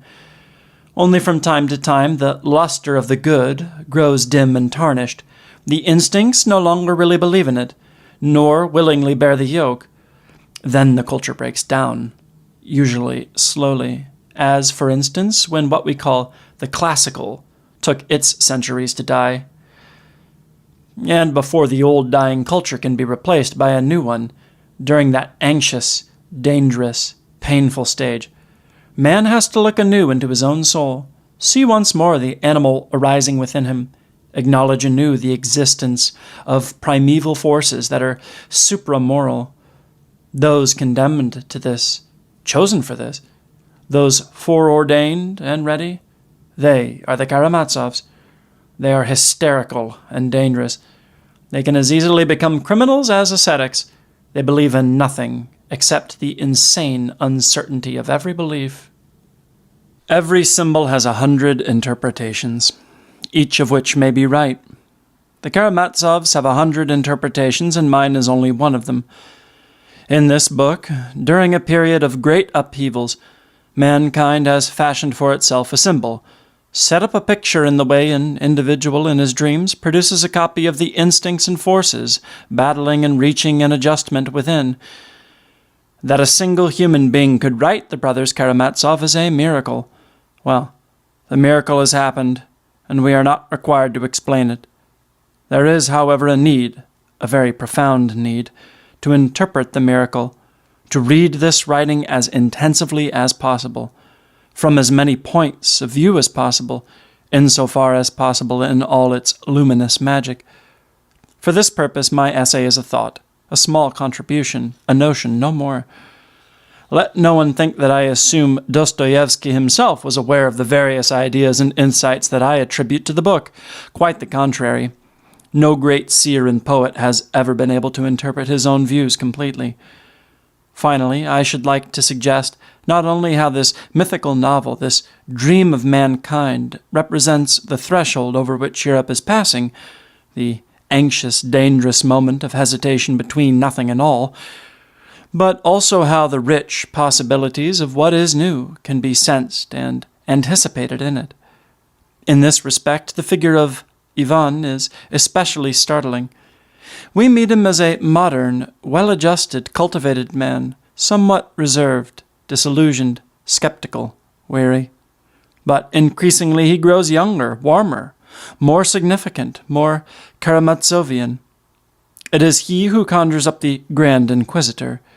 It is he who in the end is driven from a cool rejection of, indeed contempt for, the murderer, who is, he believes, his brother, to a deep feeling of involvement and self-accusation. He is the one, too, who experiences most vividly and remarkably the psychological process of coming to terms with the unconscious. Everything turns on that. That, indeed, is the meaning of the whole decline, the whole rebirth.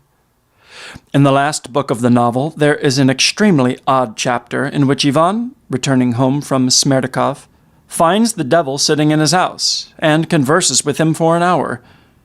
This devil is simply Ivan's unconscious, the aroused multitude of long-buried, apparently forgotten contents of his soul. And he knows this too.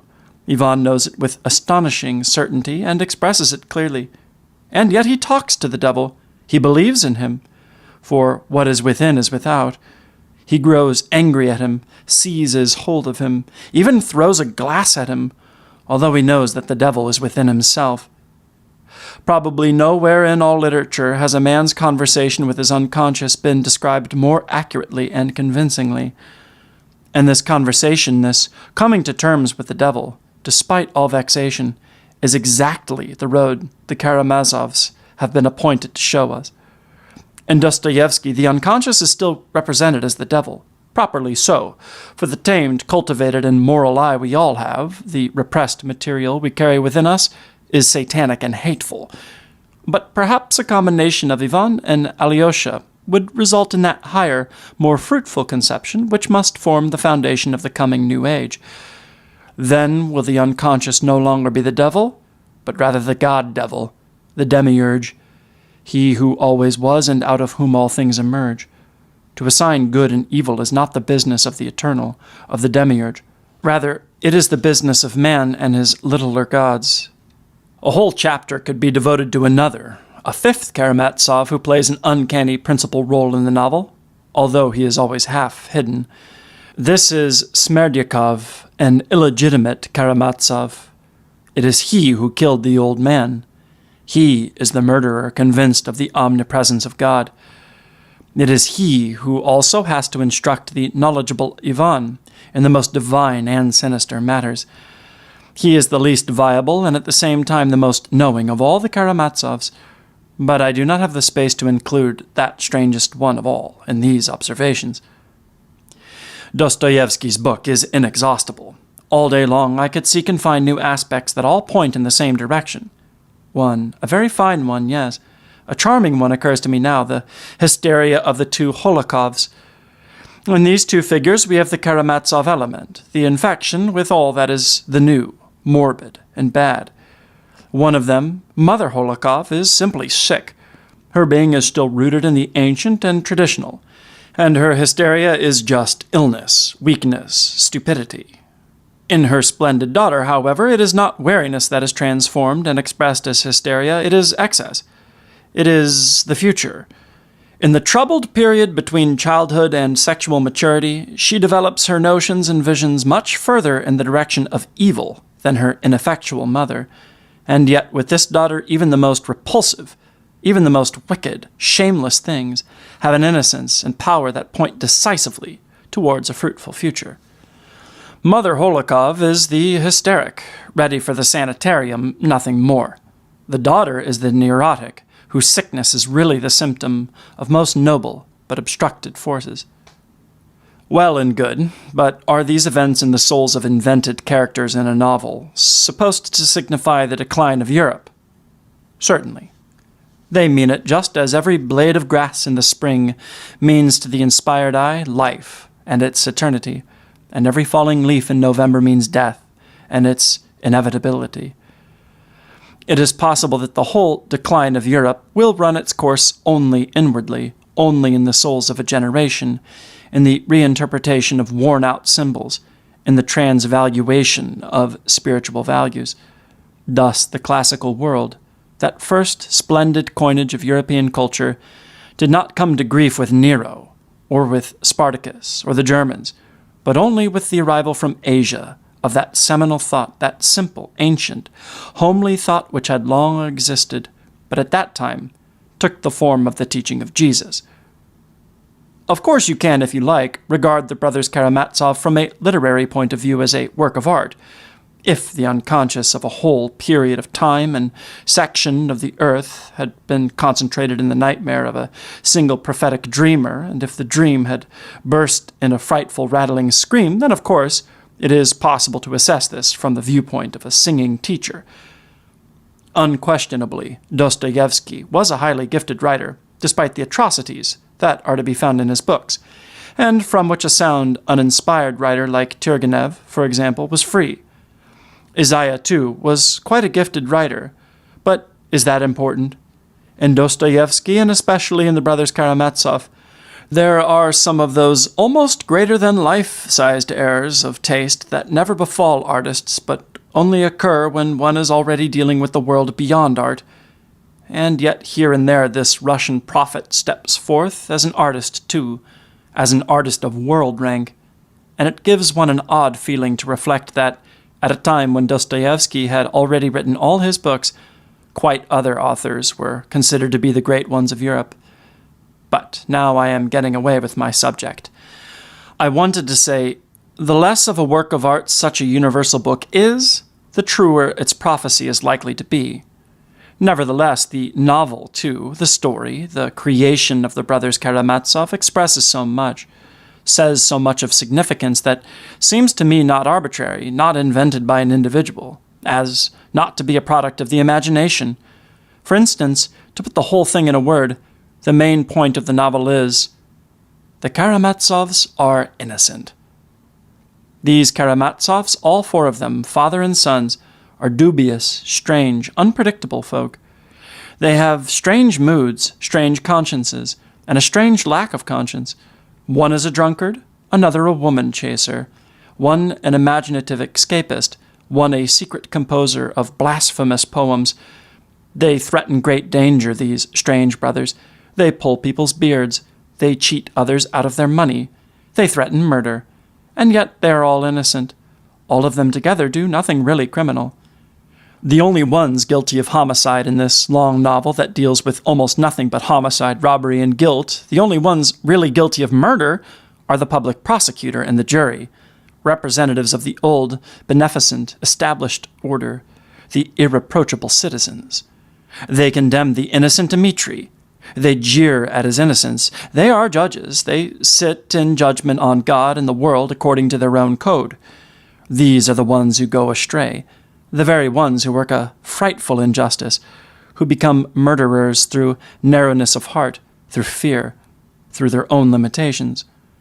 This is no literary invention, nor is it a desire to be sensational on the part of a detective story writer, and Dostoevsky is that as well. Nor is it the satirical wit of a clever author wishing to play the role of social critic in disguise. That's a role we know too well and have distrusted for a long time. No. With Dostoevsky, the innocence of the criminal and the guilt of the judge are in no sense a cunning bit of plotting. They are so frightful, emerge and grow so secretly and in such deep soil that almost suddenly, almost in the last book of the novel, one stands for the first time face to face with this fact as though in front of a wall, as though confronted by all the whirling meaninglessness of the world, as though seeing all the sorrows and errors of mankind. I have said that Dostoevsky is really not a writer, or is one only incidentally.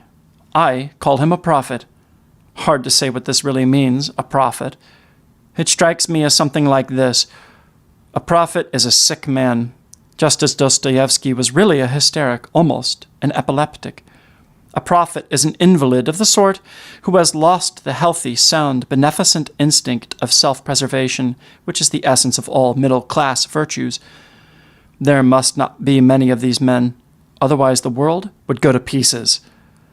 This sort of sick man, whether he is called Dostoevsky or Karamazov, has that strange, secret, morbid, divine capability, the possible existence of which Asiatics honor in every madman. He is a manic, a seer.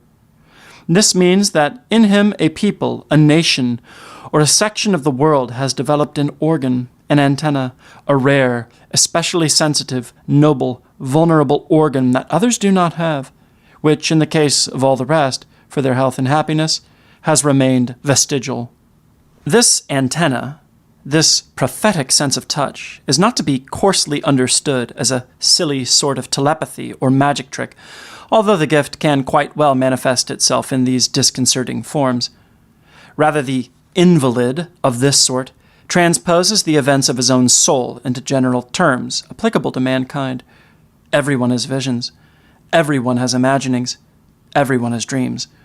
And every vision, every dream, every thought and inspiration a person has may, on the way from the unconscious to the consciousness, permit 1,000 different interpretations, each one of which may be right. The seer and prophet does not interpret his visions personally. The nightmare that presses upon him does not speak of personal illness, of his own death, but rather of the larger whole as whose organ, whose antenna he lives. This whole may be a family, a party, a nation. It can as well be all of mankind. In Dostoevsky's soul, what we usually call hysteria, a certain illness and openness to suffering, has served mankind as an organ, an indicator, a barometer. Mankind is on the point of taking notice. Already half of Europe, at least half of Eastern Europe, is on the road to chaos. Intoxicated with a divine madness, it makes its way along the edge of the abyss and sings drunken hymns, the way Dmitri Karamazov sang. The citizen laughs indignantly at these songs. The holy man and seer listens to them with tears.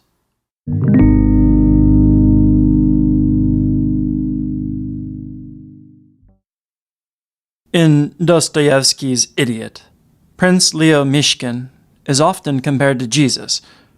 This is easy enough to do. You can compare to Jesus anyone who has been touched by one of the magical truths, who no longer separates thinking from living and thereby isolates himself in the midst of his surroundings and becomes the opponent of all. Beyond that, the comparison between Mishkin and Jesus seems to me not exactly apt. Only one characteristic in Mishkin, an important one to be sure, strikes me as Jesus-like: his timid chastity. The concealed fear of sex and procreation is a characteristic that could not be wanting in the historical Jesus, the Jesus of the Gospels, a trait that is clearly part of his world mission and is not neglected in even so superficial a portrait of Jesus as Renan's. But it is strange, little though I sympathize with the constant comparison between Mishkin and Christ, that I too see the two images unconsciously related to each other. It only occurred to me belatedly and in connection with a tiny matter. One day when I was thinking about the idiot, I realized that my first thought of him always seems to be an apparently insignificant one. In the first flash of my imagination, I always see him in one particular secondary scene of no importance in itself. I have exactly the same experience with the Savior Christ. Whenever an association calls up the image of Jesus, or I hear or see the word Jesus, what leaps into my mind first is not Jesus on the cross, or Jesus in the wilderness, or Jesus the miracle worker, or Jesus risen from the dead, but Jesus in the Garden of Gethsemane, tasting the last cup of loneliness, his soul torn by the woes of impending death and a high rebirth. And as he looks about him for his disciples, in a last touching, childlike need of comfort, seeking a little warmth and human closeness, a fleeting, comforting illusion in the midst of his hopeless loneliness, there are the disciples asleep. All of them, together.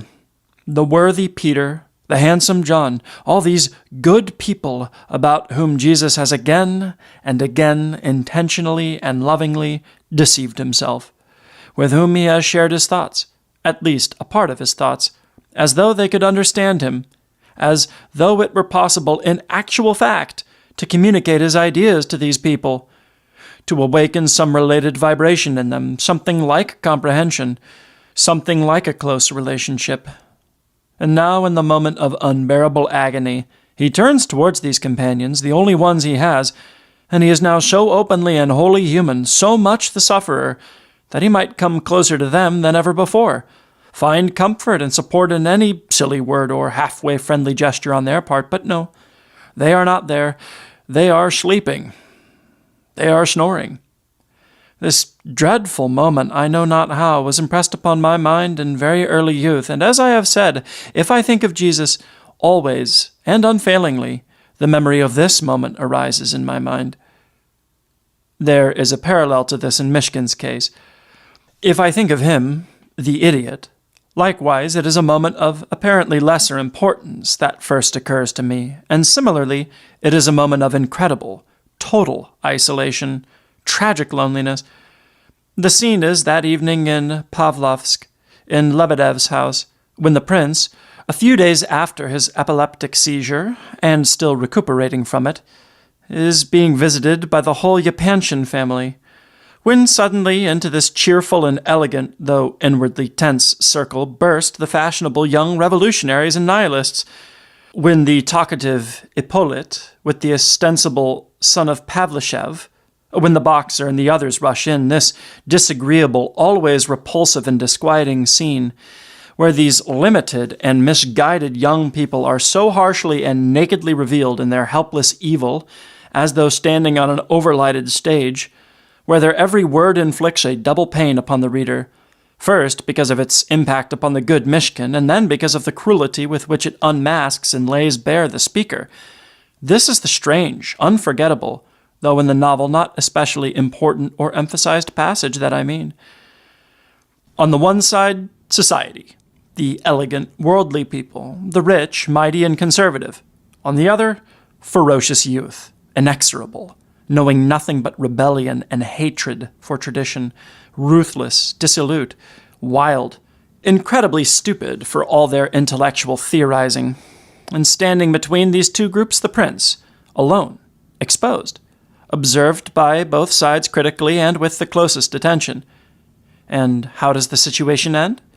It ends with Mishkin, despite the few small mistakes he makes during the excitement, behaving exactly according to his kind, gentle, childlike nature, accepting smilingly the unbearable, answering selflessly the most shameful speeches, willing to assume every fault and to search for every fault in himself, and his complete failure in this with the result that he is despised, not by one side or the other, not by the young against the old or the reverse, but by both. By both. All turn against him. He has stepped on everyone's toes. For an instant, the most extreme social opposites in age and point of view are completely wiped out. All are united and at one in turning their backs with indignation and rage on the single one among them who is pure. What is it that makes the idiot so impossible in the world of other people? Why does no one understand him, even though almost all love him in some fashion? Almost everyone finds his gentleness sympathetic, indeed, often exemplary. What distinguishes him, the man of magic, from the others, the ordinary people? Why are they right in rejecting him? Why must they do it, inevitably? Why must things go with him as they did with Jesus, who in the end was abandoned not only by the world, but by all his disciples as well? It is because the idiot's way of thinking is different from that of the others. Not that he thinks less logically or in a more childlike and associative way than they. That's not it. His way of thought is what I call magical. This gentle idiot completely denies the life, the way of thought and feeling, the world, and the reality of other people. His reality is something quite different from theirs. Their reality in his eyes is no more than a shadow, and it is by seeing and demanding a completely new reality that he becomes their enemy. The difference is not that they prize power, money, family, state, and similar values that he does not. It is not that he represents the spiritual and they are the material, or however one wants to formulate it. That is not the point. For the idiot, too, the material world exists. He readily acknowledges the significance of these things, even if he takes them less seriously. Nor is his demand his ideal, a Hindu ascetic one, a dying to this world of apparent realities in favor of a spirit content in itself, and confident that it is alone in reality.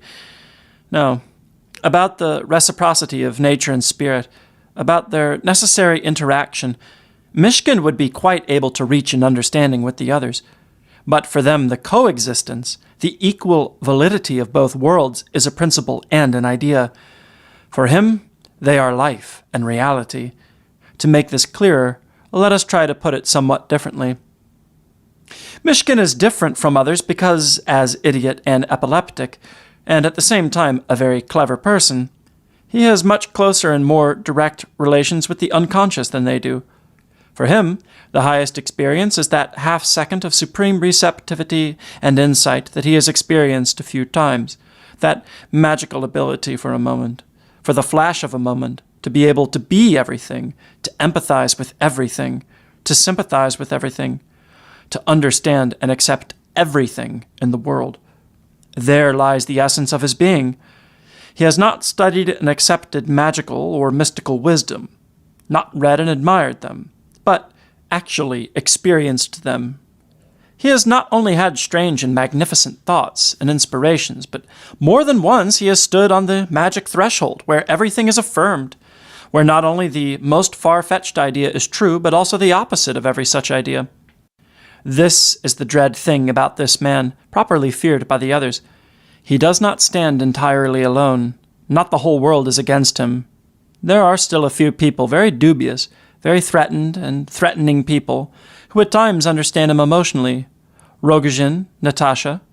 He is understood by criminals and by hysterics. He, the innocent, the gentle child. But this child, by God, is not as gentle as he seems. His innocence is by no means harmless, and people quite properly fear him. The idiot, as I have said, is at times close to that boundary line where every idea and its opposite are recognized as true. That is, he has an intuition that no idea, no law, no character or order exists that is true and right, except as seen from one pole, and for every pole there is an opposite pole. Settling upon a pole, adopting a position from which the world is viewed and arranged, this is the first principle of every order, every culture, every society and morality. Whoever feels, if only for an instant, that spirit and nature, good and evil, are interchangeable, is the most dangerous enemy of all forms of order, for that is where the opposite of order is, and there chaos begins. A way of thought that leads back to the unconscious, to chaos, destroys all forms of human organization. In conversation, someone says to the idiot that he only speaks the truth, nothing more, and that is deplorable. So it is. Everything is true. Yes can be said to anything. To bring order into the world, to attain goals, to make possible law, society, organization, culture, morality. No must be added to the yes. The world must be separated into opposites, into good and evil. However arbitrary the first establishment of each no, each prohibition may be, it becomes sacrosanct the instant it becomes a law, produces results, becomes the foundation for a point of view and system of order. The highest reality in the eyes of human culture lies in the dividing up of the world into bright and dark, good and evil, permissible and forbidden. For Mishkin, the highest reality, however, is the magical experience of the reversibility of all fixed rules, of the equal justification for the existence of both poles. The idiot, thought to its logical conclusion, leads to a matriarchy of the unconscious and annihilates culture. It does not break the tables of the law. It reverses them and shows their opposites written on the back. The fact that this foe of order, this frightful destroyer, appears not as a criminal, but as a shy, endearing person full of childlikeness and charm, a good-hearted, selfless, benevolent man. This is the secret of the terrifying book. Out of a profound perception, Dostoevsky has made this character a sick man, an epileptic. All representatives of the new, of the dreadful, of the uncertain future, all harbingers of an intuited chaos, are in Dostoevsky sick, dubious, overburdened. Rogojin, Natasha, later all four Karamazovs, all are represented as derailed, as exceptionally strange figures, but all in such a way that we feel for this derailment and mental illness something of that holy awe which Asiatics believe they owe to madmen. What is remarkable and strange, important and fateful, is not that somewhere in Russia in the 1850s and 60s an epileptic of genius had these fantasies and created these figures. The important thing is that these books, for 3 decades, have become increasingly important and prophetic works to the young people of Europe. The strange thing is that we look at the faces of these criminals, hysterics, and idiots of Dostoevsky quite differently than we do at the faces of other criminals or fools in other famous novels, that we understand and love them so uncannily that we must feel in ourselves something related and akin to these people. This is not due to accident, and even less to the external and literary elements in Dostoevsky's work. However disconcerting any of his traits may be, you have only to think how he anticipates a highly developed psychology of the unconscious. We do not admire his work as the expression of profound insight and skill, or as the artistic representation of a world essentially known and familiar to us. Rather, we experience it as prophecy, as the mirroring in advance of the dissolution and chaos that we have seen openly going on in Europe for the last several years. Not that this world of fictional characters represents a picture of an ideal future. No one would consider it that. No, we do not see in Mishkin and all the other characters examples to be copied. Instead, we perceive an inevitability that says, "Through this we must pass. This is our destiny." The future is uncertain, but the road that is shown here is unambiguous.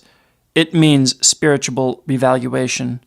It leads through Mishkin and calls for magical thinking, the acceptance of chaos. Return to the incoherent, to the unconscious, to the formless, to the animal, and far beyond the animal to the beginning of all things. Not in order to remain there, not to become animal or primeval slime, but rather so that we can reorient ourselves, hunt out, at the root of our being, forgotten instincts and possibilities of development, to be able to undertake a new creation, valuation, and distribution of the world. No program can teach us to find this road. No revolution can thrust open the gates to it. Each one walks the way alone. each by himself. Each of us for an hour in this life will have to stand on the Mishkan boundary where truths can cease and begin anew. Each of us must once for an instant in his life experience within himself the same sort of thing that Mishkin experienced in his moments of clairvoyance, such as Dostoevsky himself experienced in those moments when he stood face to face with execution, and from which he emerged with the prophet's gaze.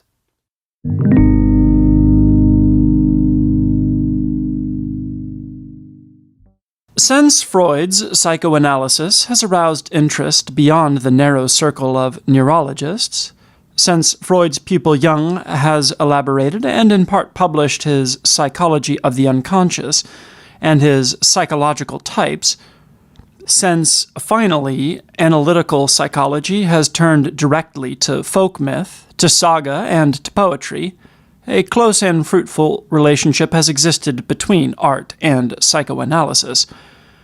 Whether one agreed completely and in detail with Freud's teaching or not, his discoveries undeniably existed, and they worked.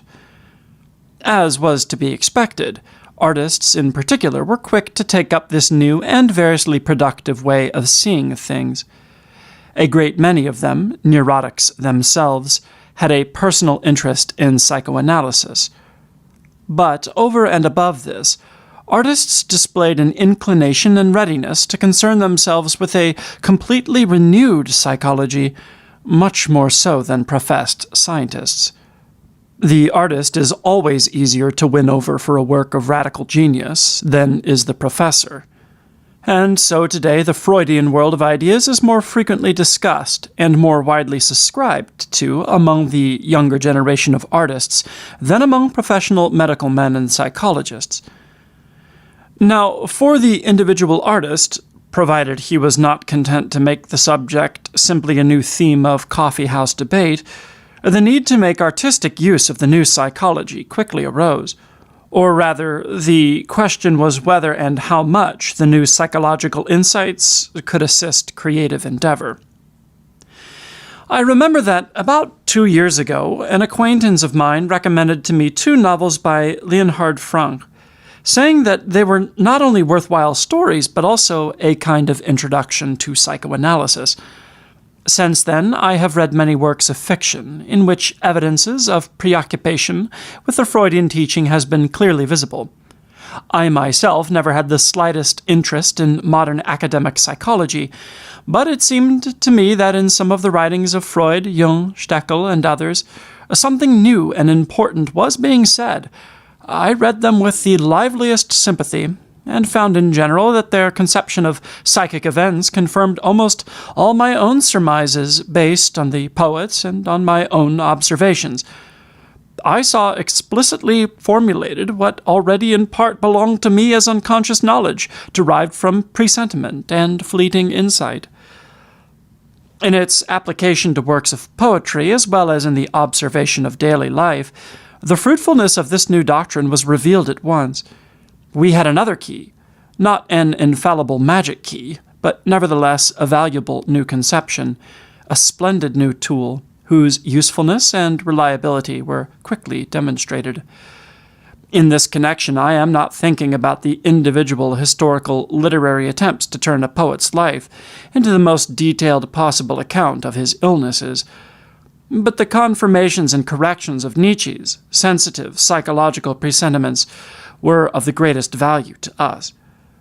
The dawning knowledge and observation of the unconscious, the interpretation of psychic mechanisms such as repression, sublimation, and regression, produced a clarity of formulation that was in itself enlightening. Now, if in a sense this made it convenient and easy for anyone to do psychology, nevertheless the usefulness of this science to the artist remained highly doubtful. Just as knowledge of history does not enable anyone to write historical novels, and botany and geology do not make landscape artists, just so the best psychology could not help in the portrayal of a human being. In fact, you could see how psychoanalysts themselves constantly had recourse to the poetry of earlier pre-analytical times for examples, sources and confirmation. And so the fact was that analysis had recognized and given scientific formulation to what had always been known to poets. Indeed, the poet proved to be the representative of a special kind of thinking that really ran counter to the analytical, psychological way of thought. He was the dreamer, while the analyst was the interpreter of the dreams. And so was there anything left for the poet to do, however great his interest in the new psychology, but to go on dreaming and follow the promptings of his unconscious? No, there was no other course for him. He who has not been a poet before, who had not felt the inner structure and pulse of psychic life, could not be made into an interpreter of souls by any amount of analysis. All he could do was make use of a new system, could perhaps for a moment startle his audience, but could not in this way essentially increase his powers. The poetic comprehension of psychological processes remained then as before the business of the intuitive, not an analytical talent. This, however, does not settle the matter. Actually, the path of psychoanalysis can significantly aid the artist. Just as he is mistaken in carrying over the technique of analysis into works of art, by the same token he is right to take psychoanalysis seriously and to follow it. I see three sources of corroboration and encouragement that the artist can draw upon from analysis. First of all, the basic confirmation of the value of fantasy, of fiction. If the artist looks at himself analytically, he cannot fail to see that among the weaknesses from which he suffers are these: a doubt about his calling, a distrust of fantasy, an alien voice within him that agrees with bourgeoisie views and education and rates his whole activity as only a pretty fiction. But it is precisely analysis that emphatically teaches every artist that what he at times is inclined to regard as only a fiction is actually of the highest value, and reminds him loudly of the existence of fundamental psychological demands, as well as of the relativity of all authoritarian standards and evaluations. Analysis justifies the artist in his own eyes, and at the same time it throws open to him in analytical psychology a realm of pure intellectual activity. These benefits of the method are, of course, available to anyone who simply studies it objectively. There are two other values, however, that are only open to one who tries out analysis thoroughly and earnestly in his own person, to whom analysis is not just an intellectual interest, but becomes an experience. Anyone who contents himself with getting some clarification of his complexes and some information about his inner life in neatly labeled form forfeits the most important values.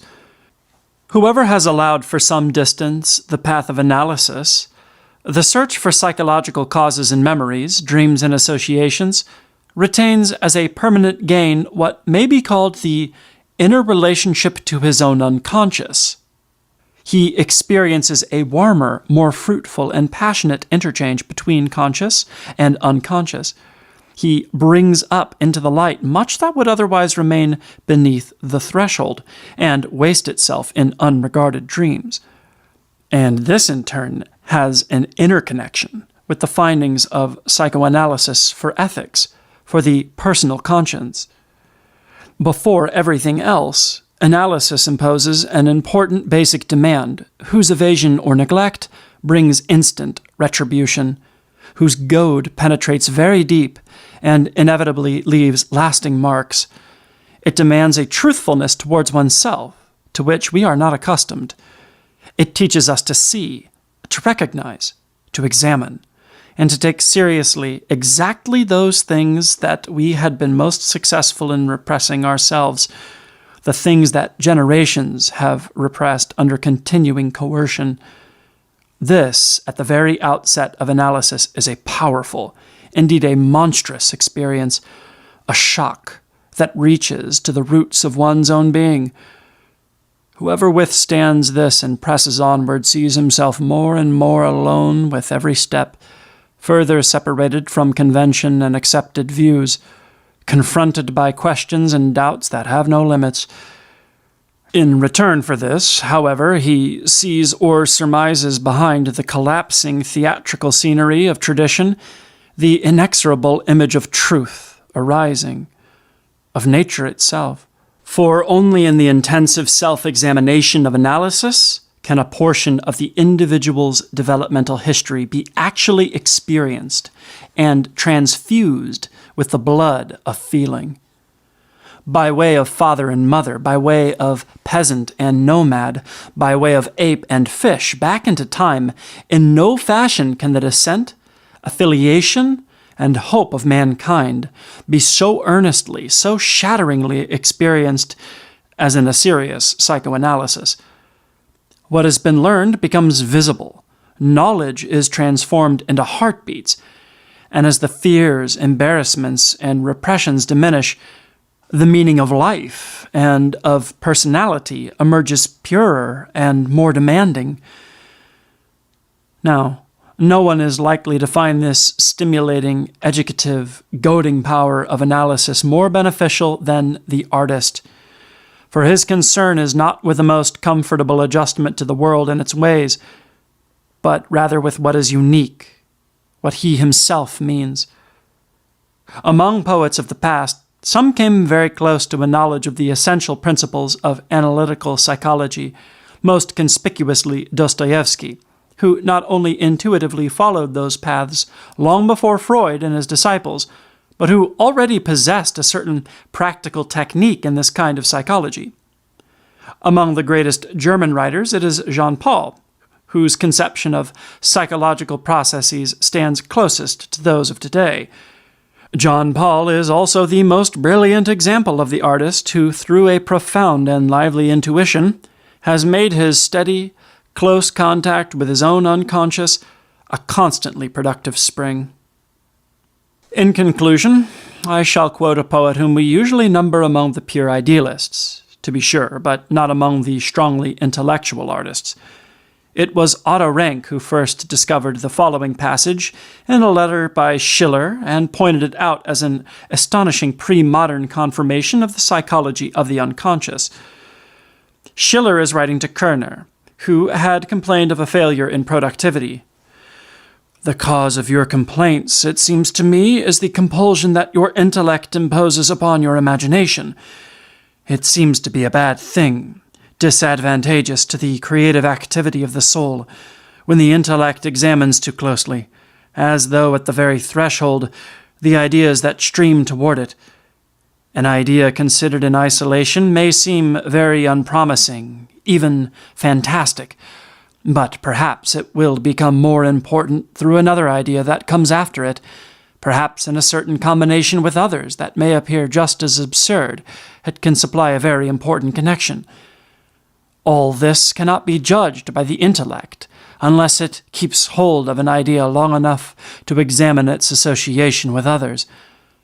On the other hand, in a creative mind, it seems to me, the intellect has withdrawn its guard from the gates, the ideas rush in pell-mell, and only then does the intellect survey and criticize the whole assembly." This is a classical statement of the ideal relationship between intellectual criticism and the unconscious. Neither by suppression of the material streaming out of the unconscious, out of uncontrolled fancy, dreams, and the byplay of the mind, nor by permanent surrender to the unshaped infinity of the unconscious, but rather through affectionate attention to these hidden sources, and only afterward through criticism and selection from that chaos. Thus have all the great artists worked. If any technique can help fulfill this demand, it is that of psychoanalysis.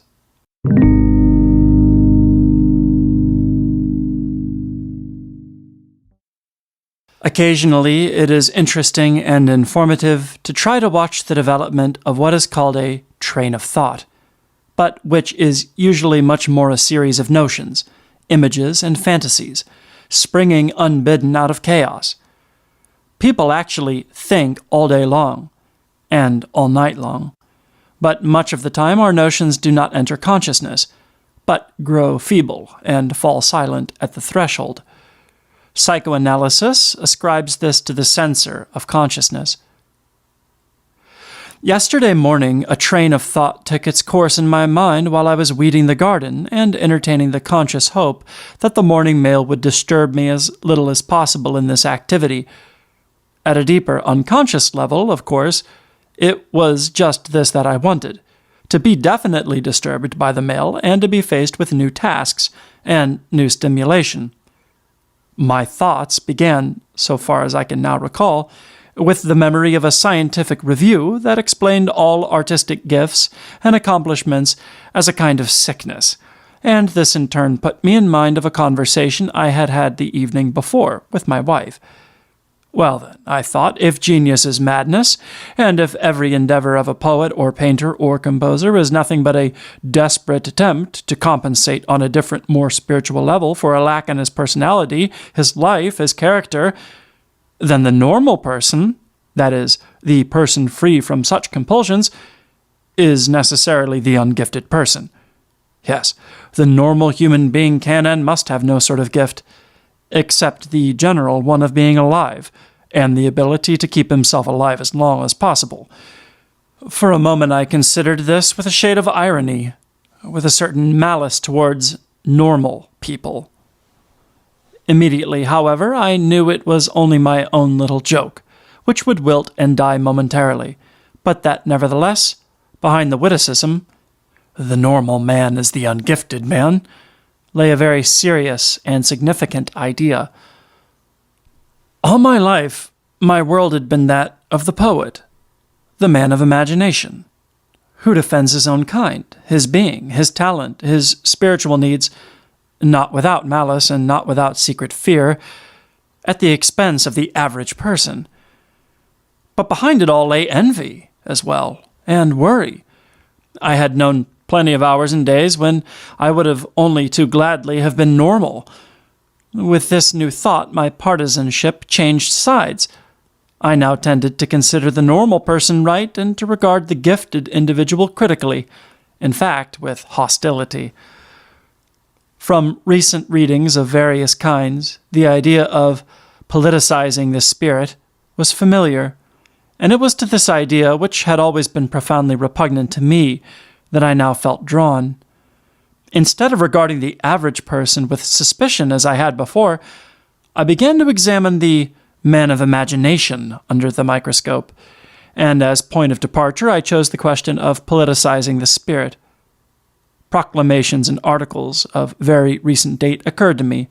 Yes, by God, these intellectuals needed to politicize themselves, even though poets were calling themselves intellectuals. Could one misunderstand and misinterpret oneself and one's task more completely or more foolishly? There was only one thing proper about all this, that the intellectuals felt a share of guilt for the war and for the misery of the world. Certainly they were implicated, indeed deeply, vitally implicated, these magisterial intellectuals. They had long since ceased to be poets. They were journalists and businessmen or sophists. And now they had come forward demanding the politicizing of the poet, as though their own guilt consisted in not having been hitherto political enough, and having given too little attention to the citizen, the law, the marketplace, to so-called reality. My God, it was just this dreary reality that was their world and their refuge. They had long since stopped doing the one thing the poet is brought into the world to do, the performance of a sacred duty toward that world which is more than real, which is eternal. That is why these people, when they met together publicly, never called themselves poets, but rather intellectuals, which is something like a lover describing himself as a shareholder in the heart's stock. And that is why everyone has now gone awry. Their car being completely off the rails, they have hit on the idea of becoming political. If only there were enough of them, they thought, to form a great association, to gain representation in the Reichstag, and in this way establish the spirit as a political vested interest alongside industry and agriculture. Then much would be gained. After I had vented in this way, with a certain amount of spite and ill humor, I brought my thoughts back to the poet and his gifts. Why did poets exist? What did nature require of them? Why were they valued when, after all, the healthy and the normal were really the untalented? On the road from fish, bird, and ape to the war-waging animal of our time, on the long road by which we hope in time to become men and gods, it could not have been the normal ones that had pressed forward from stage to stage. The normal ones were conservative. They clung to what was healthy and traditional. A normal lizard never hit upon the idea of trying to fly. A normal ape never thought of abandoning his tree and walking upright on the ground.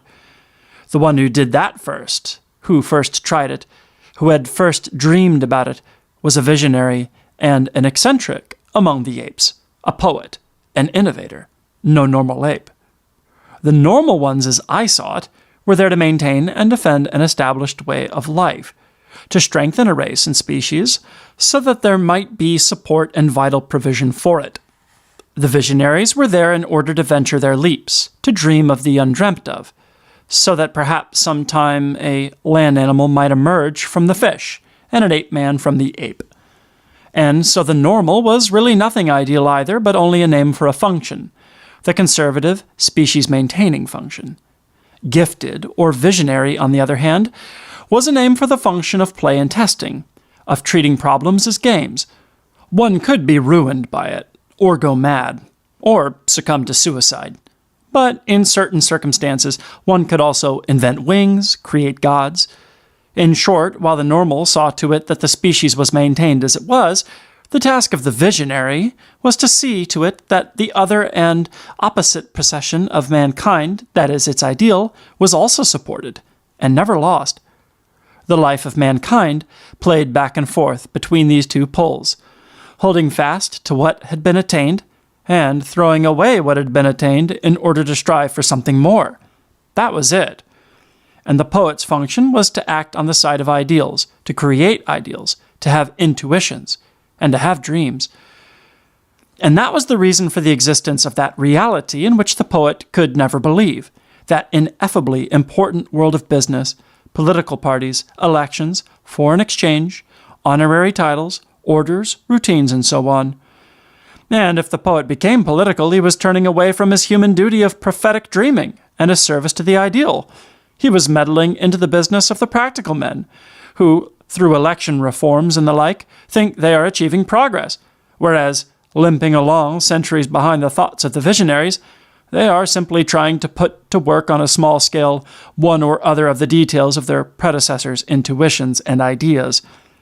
Thus, a politician who strives for permanent peace is just one among 1,000 ants working for the realization of an age-old dream. The creator of that dream, however, was the mind that some 1,000 years ago first dreamed the mighty words, "Thou shalt not kill," a thought that had never existed in all the millions of years of Earth's history, and which since then has worked in mankind like yeast and will continue to work until some day it comes true, just as mankind has achieved upright stature and smooth skin. Up to this point, the train of thought had unreeled smoothly and effortlessly, streaming up out of the play of the unconscious, like air bubbles rising in a fountain. Now there was a small break. A connection of some sort had escaped me. I was suddenly disturbed. I saw the train of notions I had just entertained fluttering away insubstantially behind me, and could no longer touch them. Instead, I was confronted by a disagreeable feeling, a disagreeable idea that when something like this, "Why have you thought all this?" These aren't thoughts. They are simply masks and disguises behind which a motive is in hiding. I felt that as a result of that conversation the evening before with my wife, a barb had stayed embedded in me, and I needed to justify myself in my own eyes as a poet, for yesterday we had been speaking about this very thing, about how strange and really frightening it is that almost all artists are able to realize in their own lives little or nothing of the noble, splendid ideal values that they set down in their works. So that is where the arrow had hit. It was simply to get rid of it that I had followed these hundreds of thought detours, not 100th part of which had been recorded here, regressing in lively fantasy to the ape and the lizard. And now that I had removed the barb, by finding the secret, selfish source of my train of thought, I could smile, and, unencumbered, go on dreaming a little further. I dreamed that the ideal man would be constituted something like this. He would be a normal person who ordinarily has no need to raise repressions into the spiritual realm, who lives safely and happily in himself. But this man, undriven by need of virtue or inner compulsion to compensate for weakness through works of art, must be able voluntarily to arouse this need in himself. Now and again he would develop, as a game or luxury, special talents, special needs, perhaps only in the way one occasionally combs one's hair in a different fashion for a change, and he would come to know the bliss of dreaming, the torment of creation, the fear and ecstasy of giving birth, without knowing their curse. For he could come home from each such game satisfied, and by a simple act of the will would lay aside, as if on a shelf, the striving within himself, so that a new and different equilibrium resulted. This ideal person would sometimes write poetry, sometimes compose music.